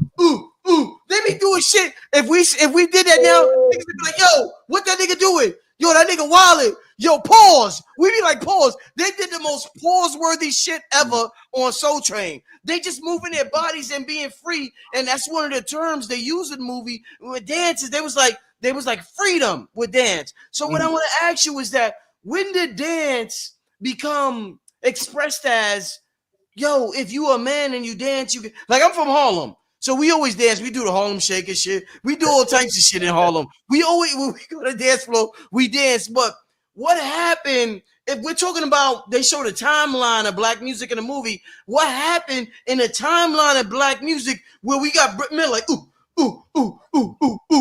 on the Soul Train line, but then when you fast forward, niggas is just on the dance floor like this, like, yeah, what's up, nigga? Like, yeah, what's up, nigga? So what happened, if we're talking about the timeline of black music, what happened to so we're like this, and dancing became known as just strictly for females and feminine, because, and then this is the last thing I'm gonna say, I know I'm long-winded, because when Pop Smoke came on the thing, Recipes Pop Smoke, and he was going like that and shit, right? They was like, yo, that nigga dancing gay. What the fuck? This nigga supposed to be for the street. Why is he doing that? And he moving his butt. He like, it looked like he was salsaing. He looked like he was dancing Spanish music, and he's salsaing and shit. And they're like, yo, why is he moving his body like that? So talk to me about how did dancing become known as something that gay dudes do, or something that's exclusively for females, when it appears in Soul Train we was doing that in the 70s. Yeah, thank you. Thank you for your time. Thank you. Right now they on TikTok though, dancing their ass off, Rich. They dancing for dollars. But our generation, yeah, that's different. No, generation, I'm saying the younger generation are dancing, right? Yeah. They're coming up with different type of dances, and it would be called zesty based off of who's looking at it, and they're moving different parts of their bodies and whatnot. In Jamaica, they're dancing a little bit, you know. Jamaica's always been known to dance zesty. Like, yeah, but that's a good point. it's the fluidity, but it goes into what you're talking about, to take away the social aspect of it and look at the fluidity of the fascia movement and look at the spirit that's moving through the body, whatever's going through the mind to make the body move like that. You feel me? It's something that I just observe and whatnot. You know, our generation, we used to do the two-step, Rich. You know what I'm talking about? Like, you know, Yeah. we would, but guess what? Mashed potato. The rule in dancing is this: if you could tap into flow state, then however you get there is how you get there. And I think your key word was fluidity. I will find myself in many different clubs, you know what I mean, and environments that are very dangerous, you know. Keys being some of them spots, and you know, I tap into the flow state because the music is a time machine. The music will take me where I need to go, and when everything is in alignment, and I'm locked in, then I can make magic happen that night. There was a night that I was in a club in Atlanta, and I opened up a portal, and I was able to see myself in the future. You know what I'm talking about? Where imagine thousands of people or everybody just staring at you in the club, like how they look at you on YouTube. You know what I mean? And this was just being in the moment and being in trance, being in flow state. God body. Huh? I was like, God body, you know. God body. That's right. what it is. That's right. what all of us are. But you know, everybody, you know, they kind of block. They don't know that. Really just don't know that. Like they don't understand when they said the black man is God. They really don't get it. You know what I'm saying? Right. Black woman is God. They don't get it. It's us working. Right. They're learning it. Like Jesus, the Christ was resurrected when we pierced the veil. When we pierced the veil, that is the gift. Our Ori is the gift that pierces the veil. It's because music is life. It's the body. It's the best instrument. It's the past, the present, and the future are the same. And see, when you're not in your God body, he's playing the guitar. He's just in it, but he don't recognize that he's in the past, the present, and the future. And there's no such thing as time, and that it's an illusion. Time never was when man was not. That's the true ancestral spiritual science. That no, there's only divine timing. There's only binary, non-linear, cyclical code. So yeah, when you said fluidity, it started making me think about how music is life, and life is blood, air, ether, fire, water, memory. It's how we travel in between the visible and the invisible realm. There is an invisible and invisible realm because our higher consciousness is connected to the higher realm. As I pointed out in the movie, he is with his queen who's nursing their daughter who had passed, right? Supposedly passed. Then the ancestor realm. They're together, right? Yeah. But yet he still didn't shoot the Klansman. So that means that there's an Eshu moment because he was like, "Nigga, I'm about to kill you," but he kills him. There's an Eshu moment. He's at the crossroads again. Every single Eshu moments, honey, people, my children, my friends. Can I also point out? Remember, he popped the juju off. Yes, he you out of here now. Your protection is gone. And then he took his brother's chain and put it on the chopper. He was ready to go. Yes, and he martyred himself, right? Not just for himself.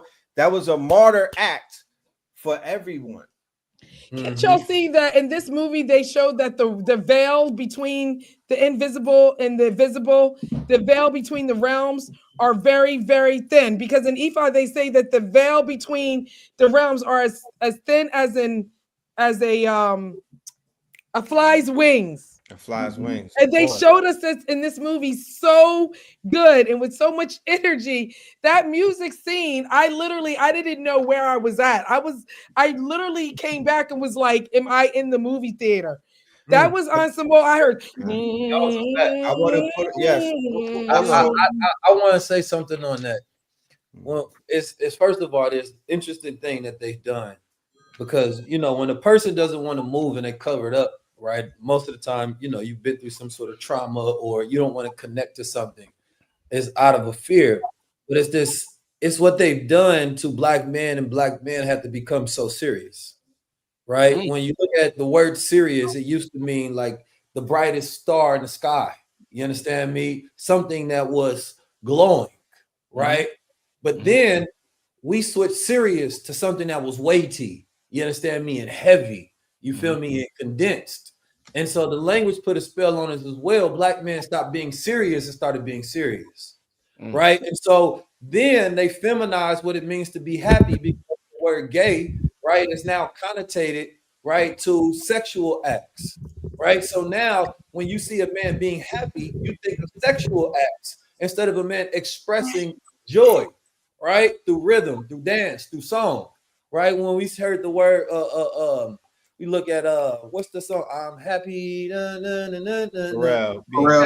happy ever. You understand me? Because at the end of the day, what people are really searching for, like Will Smith, is the pursuit of happiness, right? But we're in a land where we can't be happy. We have to be serious, right? We have to be weighty, and we can't move so much because we're always on the move. And then our nervous system, you understand me, is also stuck. So if a brother wanted to dance, he couldn't dance like that. Like, and then we realized that everybody wasn't qualified for Soul Train. I know my pops couldn't dance like that back in the day.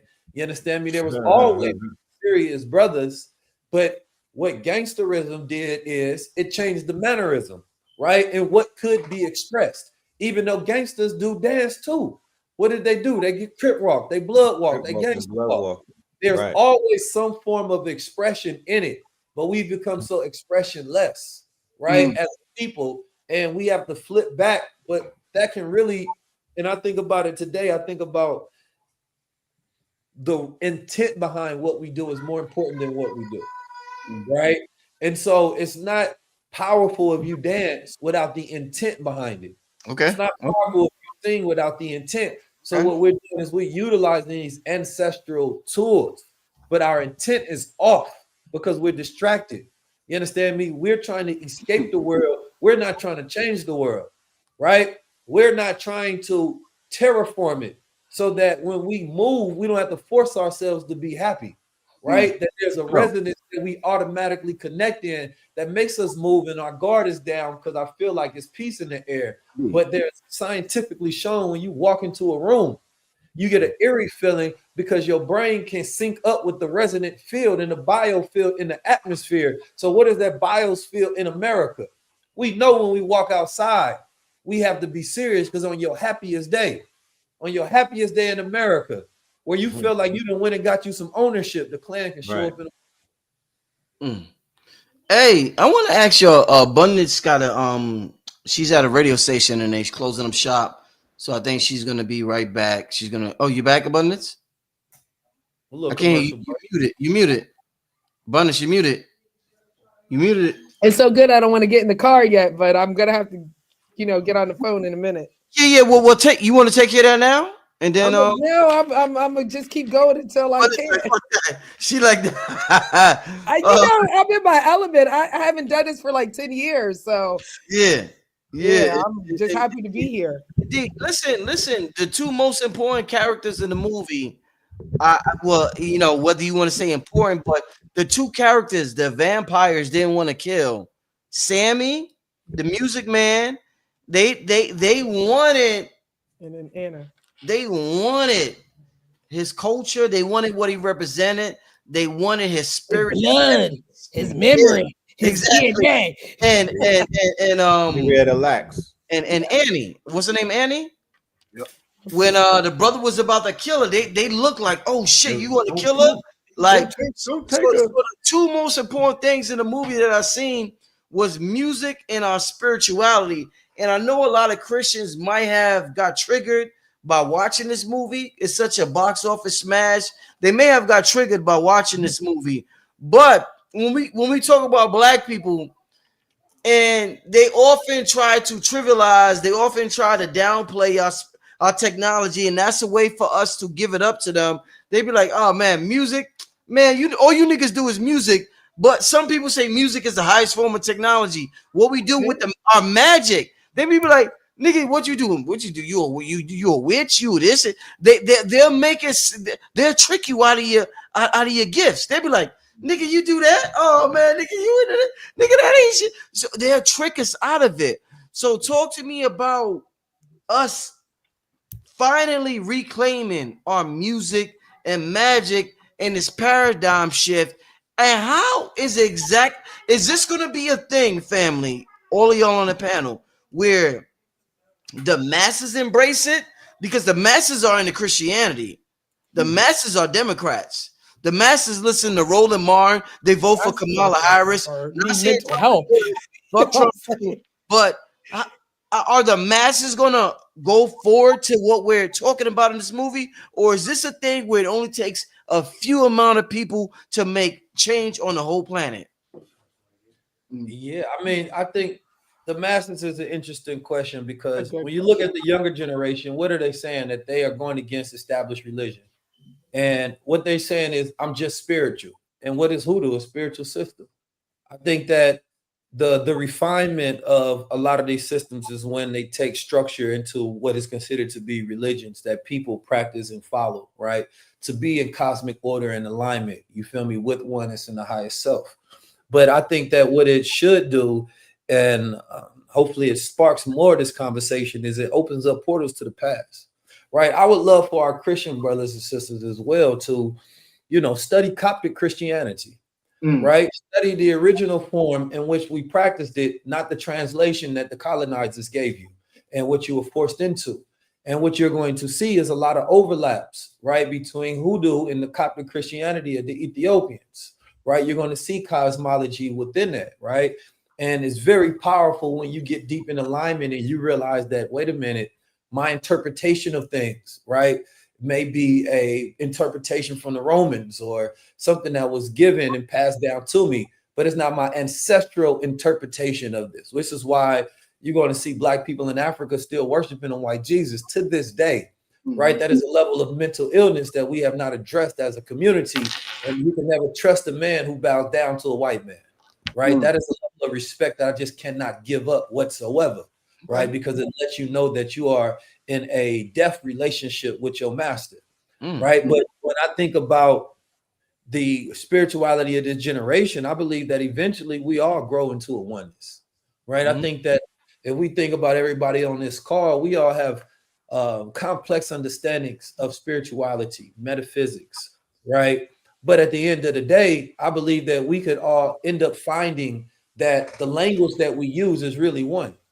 We interpret it in different ways, right? And the problem is we don't all speak the same language because we went to different schools, right? And so it's the same way where somebody might have been dropped off in Brazil and his name may be Juan, but he's a Black man. But if he was dropped off in America, you understand me? And his name was Jimmy, you would see him as your brethren, right? But y'all speak different language, so y'all never share wisdom. We don't know none of the wisdom from their ancestors because their oral tradition wasn't translated and shared to us, even though they went through damn near the same thing, right?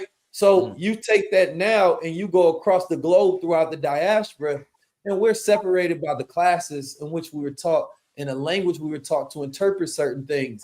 But the one thing that connects us all is the spiritual understanding, right? I don't care if it's a Christian brother, it's a Nuwapian, it's an Israelite, it's some more. We resonate a certain energy understanding. If we didn't use words and you took away the symbols and you put us in a situation, I bet we'd start reading it the exact same way.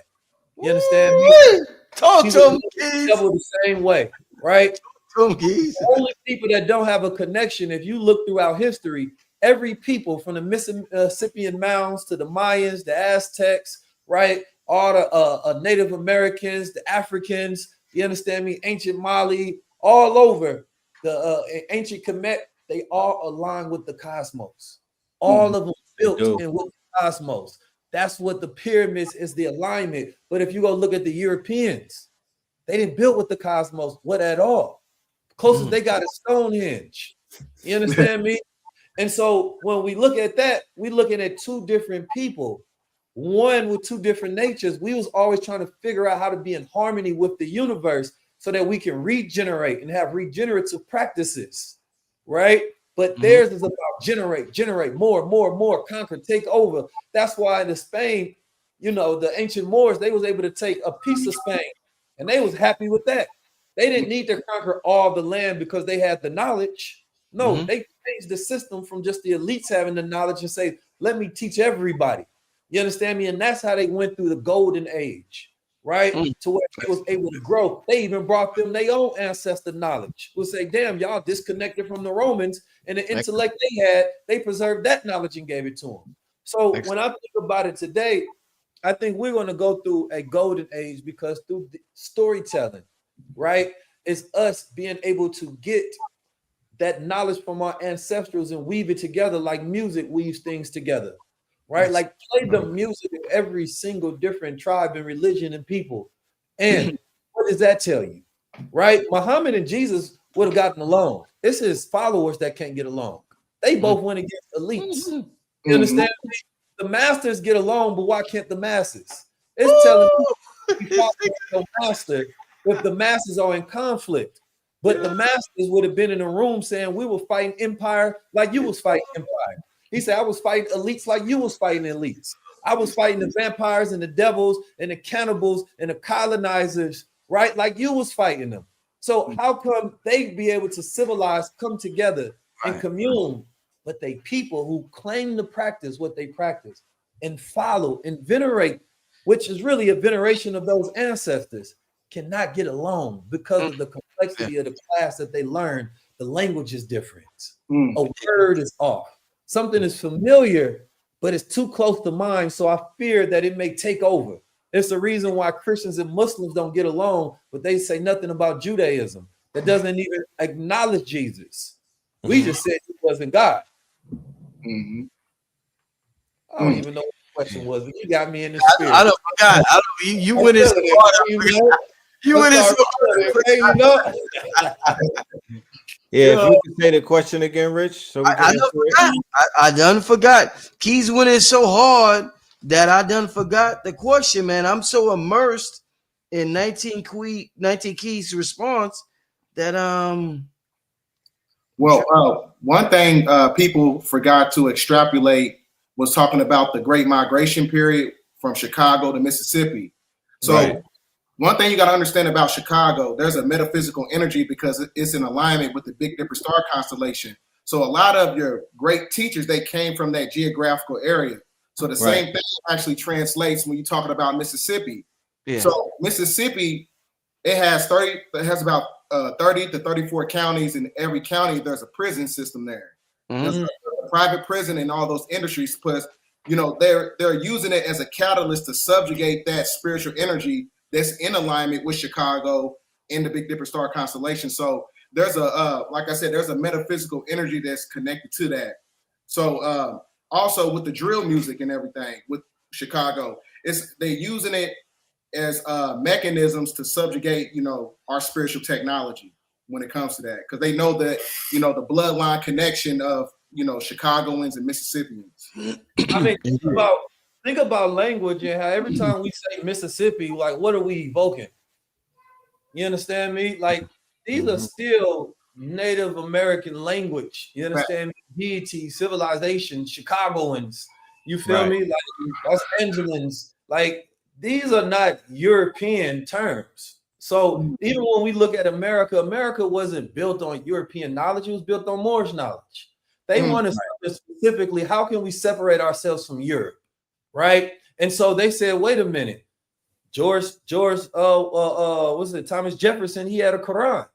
The way you get the wall of suppression for you get religion out of schools is because he was reading where it says there's no compulsion in Islam. So he said, I think this is going to be our best system, right? This is how they're able to put together the Constitution. He said, this is not a Christian nation, right? They was doing the work with the Moroccans, and the Moroccans was teaching them, and that's why they started putting on the fezzes with the red, and they remixed and created their own, right? Because then they start putting up goddamn pillars, they putting up geometrical, you understand, architecture. All of this was so that they can have some remixology of something that was there. They developed secret orders that you may not be or have an understanding of, but they know this was your knowledge. That's why Elijah Muhammad said the Masons are my sons, right? Because he understand that comes from our ancestral lineage or where they get the information from in the first place. But they're only practicing an abstract of it that they can utilize to power their grid. And so when you realize that, you go look at ancient America and you should see your ancestors there because they took your knowledge and your practice, but then they told you to go to church. Wow. Rich, Hey, the question that you asked earlier that Keys answered was about the youth and how they were going to react to the movie, whether they were going to follow the messages that were conveyed about spirituality or they were going to choose the route that Sammy chose not to take and stay in the church, right? So I want to answer that question and qualify that the movie explained clearly beyond any reasonable doubt, that what the church was, and it showed you what the quote unquote your superpowers and what the music and what the dance is, right? Remember the vampire, he said the prayer to the vampire and it did not work. The vampire finished the prayer. He finished it for him. Yeah, nigga, that's what we on. Keep in mind, the same KKK that sold them a juke joint that was really a slaughterhouse, they prayed to that same God as well, was reciting that same prayer as well. That didn't work. What worked? The juju worked. The talisman. She gave him a talisman the same way that Mama Majade gave us talismans in Harlem and whatnot. The same way that they consecrated, the same way Uncle Hank consecrated these talismans and whatnot. These open portals. You feel me? Like this is technology that we're talking about. What did that movie show you? It showed you that you need a woman in your life who got technology. She's a bruja. She's an oracle and whatnot. You know what I'm talking about? She could give you a reading. She could not just pray for you, but protect you, right? Because it's a war going on outside. No man is safe from. It's all higher principalities, right? Keep in mind, they explained to you in the movie that there was two groups of people. There was the hates and there was the vampires. And they said with the vampires, they take over the body, right? What do they do? Does anybody remember what they said that the vampire does to the body, to the human, to the host? The body was just filled with hate and they swapped out the soul. And then it was trapped. And it gets trapped on the planet. It gets trapped on the earth plane and it's not able to cross over. So you got people walking around as the living dead that don't even know that they dead. That's what the vampires were. Remember? And what do we call them? We call them haters. That's most of humanity. So when you ask, can we everybody come? No, they can't come. The movie showed you that they can't come. You were in the house and they are outside with them people. They are the vampires. How the hell can they come? You're letting them in. We can't have a conversation about letting them in. The whole premise of the conversation in the movie was stop letting them in. When are you going to stand the motherfucking door? That's what it's saying. And the youth are going to pick up on that. So listen. It's no longer sundown town, man. It's sunset town, man. They vampires all day. I wanna, because I know we got over 3,000 people in the room right now. We are about to approach the 2-hour mark. I want to thank all my guests for being on the show. I want to ask one last question that I know y'all gonna have a lot to say, each one of y'all. So this is the closeout question because it'll be controversial, and I know everybody's gonna have their bit to add to it. Saying what y'all just said. I was watching the movie to close out the show, family. I want to thank everybody for tuning in. Amazing historical show tonight. Everybody go see the movie Sinners to close out the show, right? All right. Whew. I'm watching. Shout out to Ryan Coogler. His name is Ryan Coogler, right? Am I saying it right? Yeah, Ryan Coogler. All right. Shout out to this brother right here, a genius in modern time. I'm watching an interview with him and talking to him about the movie. One of the terms and one of the things he mentioned was the history of foundational Black Americans. He used that word exactly. That word is very triggering to a lot of people. Very triggering. because a brother named Tariq Nasheed, and brothers and sisters, they get triggered when they hear that word. They start saying shit, doing shit. And Ryan Coogler was like, when they asked him about the movie, he gave a shout out and he said, he talked about foundational Black Americans. What I want to ask y'all to close out the show, when Kendrick Lamar says they not like us, I want to ask y'all. I'm from Harlem. He's just from Oakland. Red, he was born in Brooklyn. I don't know where BDell's from. I don't know where Abundance is from, where they were born, or their parents, or whatever. What I want to ask is, when Kendrick says they not like us, and everybody has their own interpretation of that, and when we say don't invite people to the cookout, everybody has their own interpretation of that. It may not just be white people. Mm-hmm. It may not just be white people. It may not be that simple. It may be a more complex, more nuanced, more a little more sophisticated than that. When Kendrick Lamar says, I said there's two things that happened this year. Kendrick Lamar Super Bowl performance. The highlight was They Not Like Us, and this movie where they're like, yo, they kept asking, where you from? Where you from? Where you from? They want to know where motherfuckers was from. What does they not like us mean? Does it mean white people? Does it? Because it can mean immigrants, depending on you ask. It can be immigrants, and that's not being mean-spirited. Some Black people in this country feel like immigrants are not like us, and they voted for Trump. They voted for Trump because of that. They said these motherfuckers is not like us. They don't view white supremacy the way we view white supremacy. I'm voting for Trump. I'm not a Democrat. I'm not shaking my ass with Megan Thee Stallion. I'd rather vote for Trump because at least they align with things that I align with. So what exactly, to close out the show, Ryan Coogler, he did a whole soundtrack, Black Panther, with Kendrick Lamar.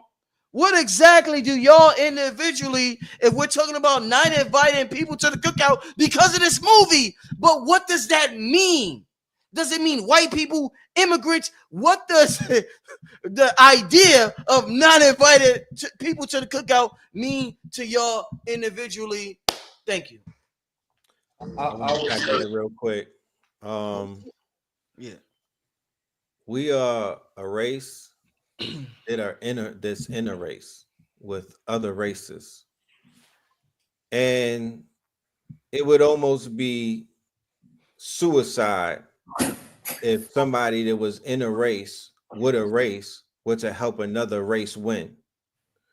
So anytime we have anybody that's being quote unquote a traitor to our race to advance another race to win against us, then they definitely are not like us.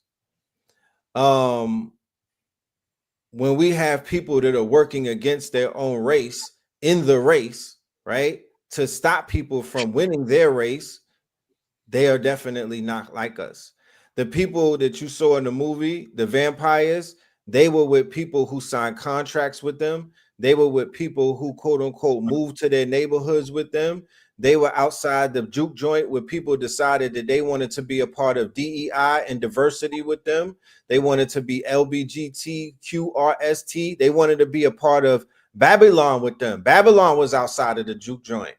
So everybody that's compromised and whatnot, the Shannon Sharps, the people whose proclivities, you know what I mean, involved them doing a lot of things that would seem to be Roman, winning Rome and whatnot, they not like us. People that are operating with that type of frequency, they not like us. The Walking Dead, the Living Dead, and the Daywalkers, they not like us.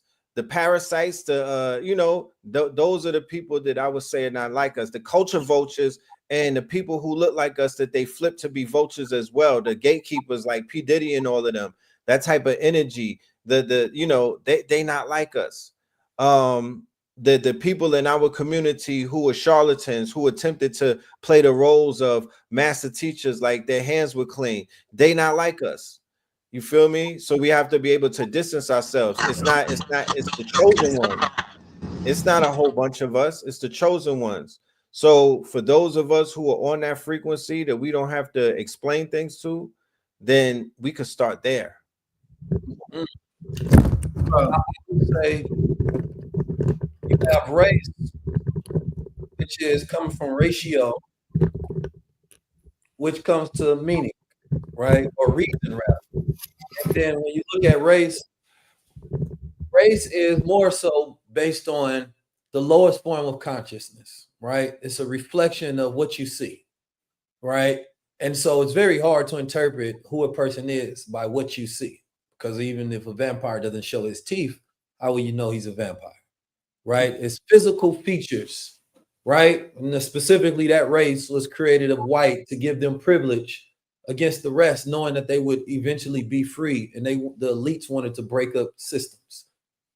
Ethnicity, ethnos, a nation or a people, right? And the focus on that ethnicity is when you figure out who's like you, who has that same spirituality, same grow up in geographical location, speaks the same language, has shared ancestral memory and practice and values. That's when you find your people, right? That's who you know who you are. So when we watch certain films, your people are going to recognize certain things and correlate that because they have certain memory in their DNA. There was an African sister who was explaining how she had to apologize to Blacks in America because when she first came over here, she thought we were just complaining about things. Then she dove into history and realized why we keep this at the forethought, right? Because in order to stop yourself from being manipulated or brainwashed, you have to have active hypervigilance, right? So that means that your brain has to always be seeking for threats. It has to be a little paranoid. It has to be watching for things. So what they try to do is say, oh, you're a conspiracy theorist. You understand? Oh, you're part of that conscious community. You hotel. Because they don't want us to have that hypervigilance because it makes us harder to be controlled, right? This is what the CIA says about people. You understand me? Where you have that particular type of thinking.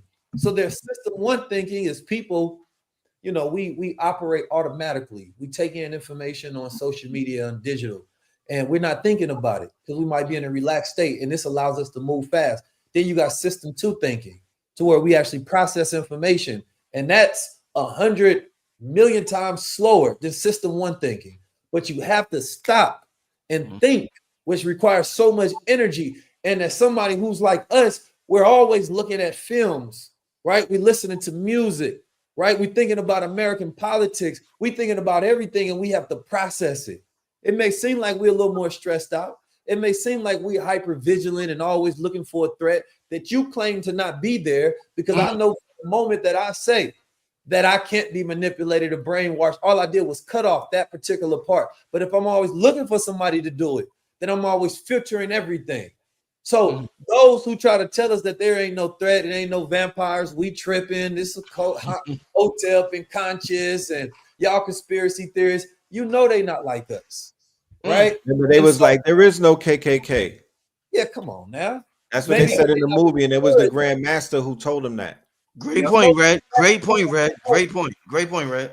Smoke and Stack knew from the moment they was dealing with that man. They didn't ask him if he was KKK. They told him if I see them, I will kill them. Right. You understand me? And they was ready to smoke him on the spot too. They was just. What did they have? They had their guns. They were actually ready. They came full knowing because they've been dealing with the mob. They've been to war. So they were in a state of hypervigilance at all times. Right. I don't care if it's somebody going in the back of my wagon trying to steal some booze. He shot both of them because of what somebody might think about what they tried to attempt. You understand me? We can all resonate with that spirit growing up in America. You understand me? That's why we know who's like us. And so when people say things like, what you trying to free the slaves? Thank you. What the hell do you think we've been doing in America the whole goddamn time? Right. Yes. If you ain't freeing the slaves, what the hell you doing? Right. That is a recognition that those who are like us are the ones that are still fighting the war with us. Thank you, my brother. Right. Who's next? Well, my perspective on, you know, they not like us.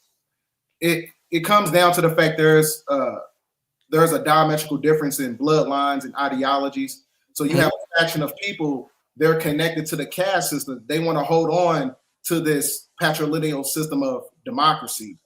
So it's also in connection when you're talking about the bloodlines of Enki and Enlil. So it goes into that as far as like Enki, which means Lord of Earth. That means that we have a birthright on this planet by way of our ethereal cord and our indigenous blood rights that's connected to the Indigenous People Act. So who would that represent, BDell? That bloodline, who would that represent? Oh, that represents the so-called Semitic people of the Bible, who are your indigenous people. That's us. So there's two. Who's the indigenous people? I'm trying to get to the. I'm trying to get to the. You know, I would say the ones that's connected to the 5 civilized tribes. You get a 1848 Supreme Court decision. It tells you that the geographical landmass of America, the title holders of it, belongs to the indigenous MERS. That's a Supreme Court document, and it also specifies that that's correlated to 640 million acres of land that belongs to us by way of bloodline and connected to those tribes. So those who are upholding the false ideologies of monotheism that's connected to Christianity and Judaism, those are the faction that are that's not like us. Those are upholding democratic rulership. Those who are upholding everything that basically goes against us as a demographic of people. Okay. And those who are living out of time. You're not living in chronological order. You can't be like us because you're not activating what's in you. Fact. You understand me? And so there are many people who could be like us, but they're not activated. They are denying that aspect of themselves through their practice every single day purposefully. So if you're not in time, because we all resonate with each other because we vibrate on that same field of energy, we understand what time it is. Those who don't have knowledge of the time are lost. They're in the past. That's why they're so goddamn stressed out, right? Those who know what time it is, they're prepared and being prepared, right? Those are our people, and they're reinforcing themselves with this shield of self-awareness so they can't be gaslit on what time it is. So you may have to take on that additional understanding about your identity to remind yourself, right, that everybody else may have the luxury of forgetting. I don't, because I'm still in it. Right. Excellent. Abundance, you want to close this out? Abundance. Hey. Close this. What does they not like us mean to you, Queen? Immigration, white people, spirituality, frequency. What does it mean to you? Like immigration, white people, all of that's just not real to me. Talk to me then. Talk to me. My identity is Ori. My identity is God, Governance, Ordinance Department. My identity is divine consciousness, that Christ consciousness that's in me, that thing that connects me to the one, the all, that thing that connects me to all of you, all 4 of you, right? That we're reflections, that everything is in divine timing, divine order. We were supposed to be on this call. This is perfection, right? So if even right now, I'm happy to be incarnated into a time where they're like, what is your pronoun? And most people would expect me to be like, oh, it's he. But she. Woo. But if I could really be honest, I was having this conversation with my husband. I would be like they, them, because I feel like I'm part of the Ekbe massive collective of Inyan God bodies that came here with the belly button for a mission, for an ancestral mission and assignment in order to evolve, not only evolve myself, but evolve my spiritual family. Right? Because there's so many different Egbays. There's the Egbay of people who did blog talk radio. There's the Egbay of people who are so-called black. There's the Egbay of people who are mothers. There's the Egbay of people who are Nation of Islam. There's Egbay of people who are more science. Those are what you call Egbay. I just happen to be Egbay Iyalode, which is Egbay of the mothers. So I identify, not because that's what they're saying, but between us in this conversation as they. I'm one of us. And so people who are not tuned in and tapped into the same frequency, that are not on this show today, that are not tapped in to want to even listen to this show, the people that are not tapped into each and every one of you, they not like us. Excellent. Hey, Rich, can I propose a question? Yes, sir. Yes, sir. Just to be reflected upon. Yes, sir. And this is an exercise that I think all our people should do, because what Ron Coogler gave us is the greatest futurist. He gave us the greatest futurist movie of all time, Black Panther, right?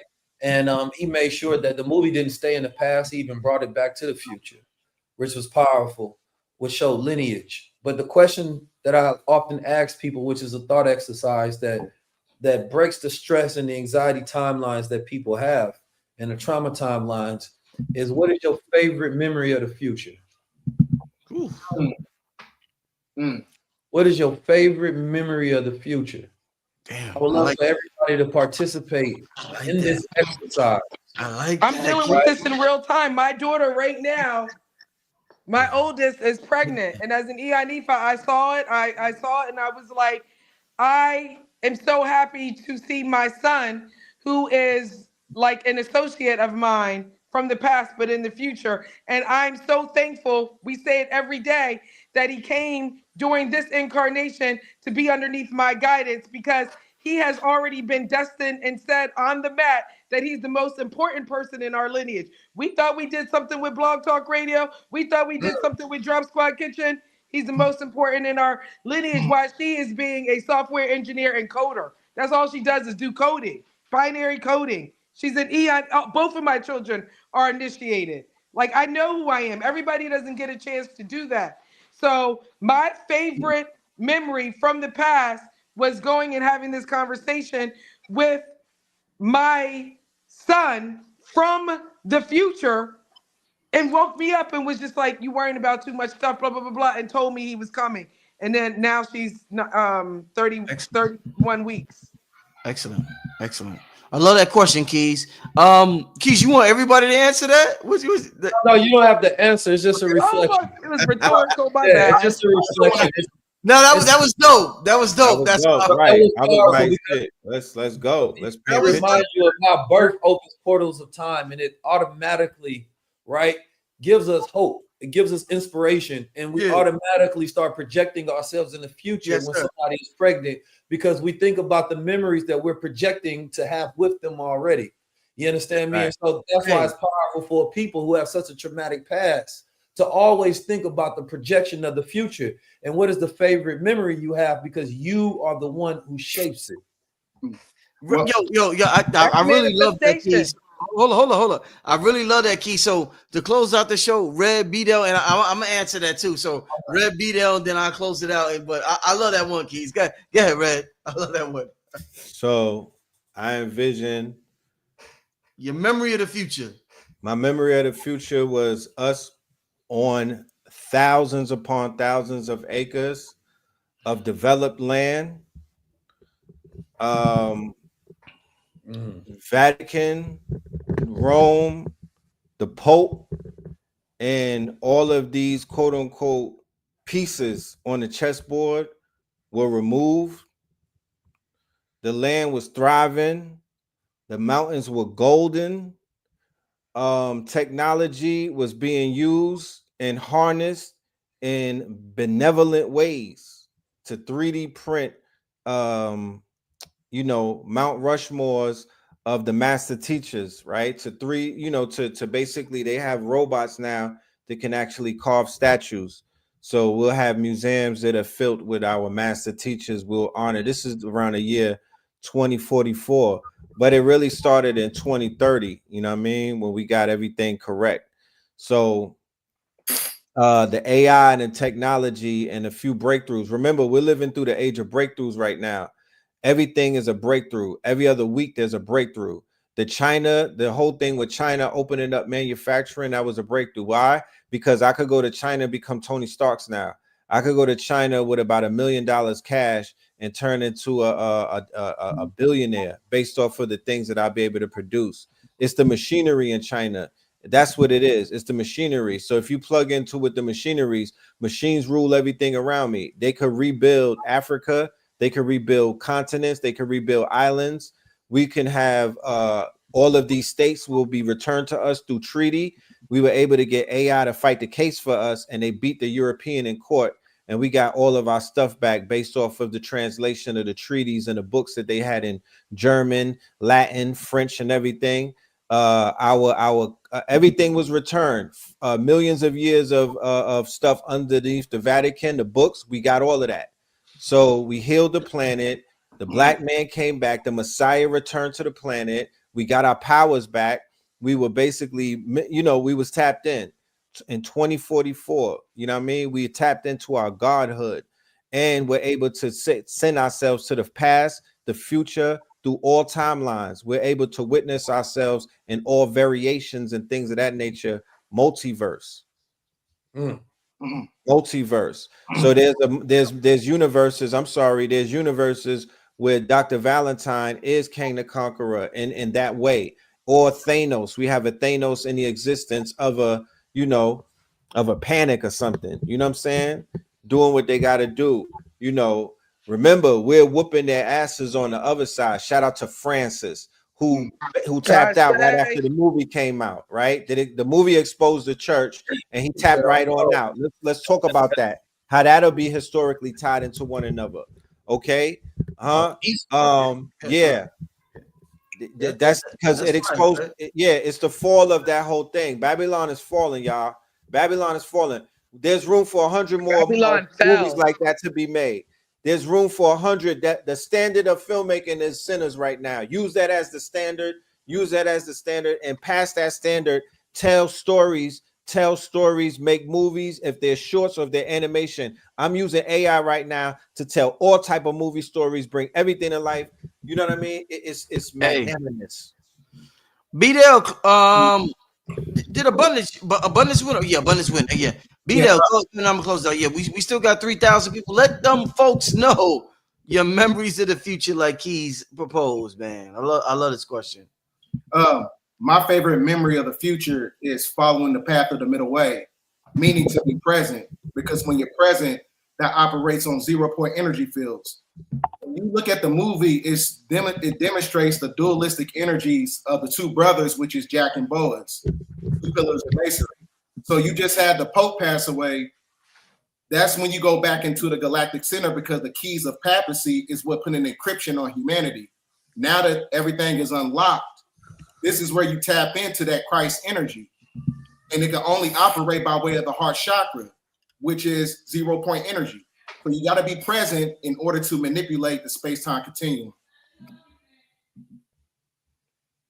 That was all I had to say. Oh, okay. Okay. Right. Indeed. Yeah. So in terms of and what Keys asks, like I used to tell y'all, if y'all follow on my channel, like one of the two people that I would love to interview is the Honorable Minister Louis Farrakhan and Esther Hicks, and they seem like they're such opposites, but I learned so much from them, so much from the Minister Louis Farrakhan and so much from Esther Hicks in terms of the law of attraction. And what Keys proposed with this question reminded me of something she said. She said that we should view the future as the past and act like it already happened. That way we don't get resistance from our ego, because the main problem with our imagination, we act like we could tap into our imagination. All of us act like, yeah, imagination, but we get resistance and we don't be honest with ourselves. And that's why we don't get what we want, or we get what we desire, or we get what we expect, or whatever. So one way to eliminate that is to act like it already happened and act like it happened in the past, act like it was a past event. So I love that Keys brought that up, because it brings up an exercise that is truly beneficial, and it's like a bypass to the ego. So with that being said, in terms of a memory of the future, one thing that I think about is that in terms of me, and I'm gonna talk about what brings emotion, because emotion is a very important element in terms of manifestation, or in terms of bringing things to this physical realm. In terms of emotion, when I think about personal goals, I think about music, and I think about my memory of the future is me being as big as Tupac Shakur, but on a producer aspect. And regardless of how big I get as a producer, and I change the frequency in music in terms of being, in terms of production, one thing that always comes to my mind when I tap into the quantum field, or whatever you want to call it, imagination, there's many names for it, is that my children take my legacy and bring it to the next level. So I look at myself as the biggest. I'm the best. I've been writing that since I was 5 years old. Richard Merritt is the best in the world. So I'm the best. I am the best. But regardless of how great I am, my children take it to the next level. So it's like the ultimate dream come true. I have 2 children, my son Sirius and my daughter May Lee. So they're gonna take, as great as I become as a music producer in the musical frequencies of the planet Earth, they take that and they take it to the next level, to somewhere I can never imagine, and I get to watch it. Imagine being great, but you get to sit back and watch your children be greater. Nigga, that's the best thing in the world.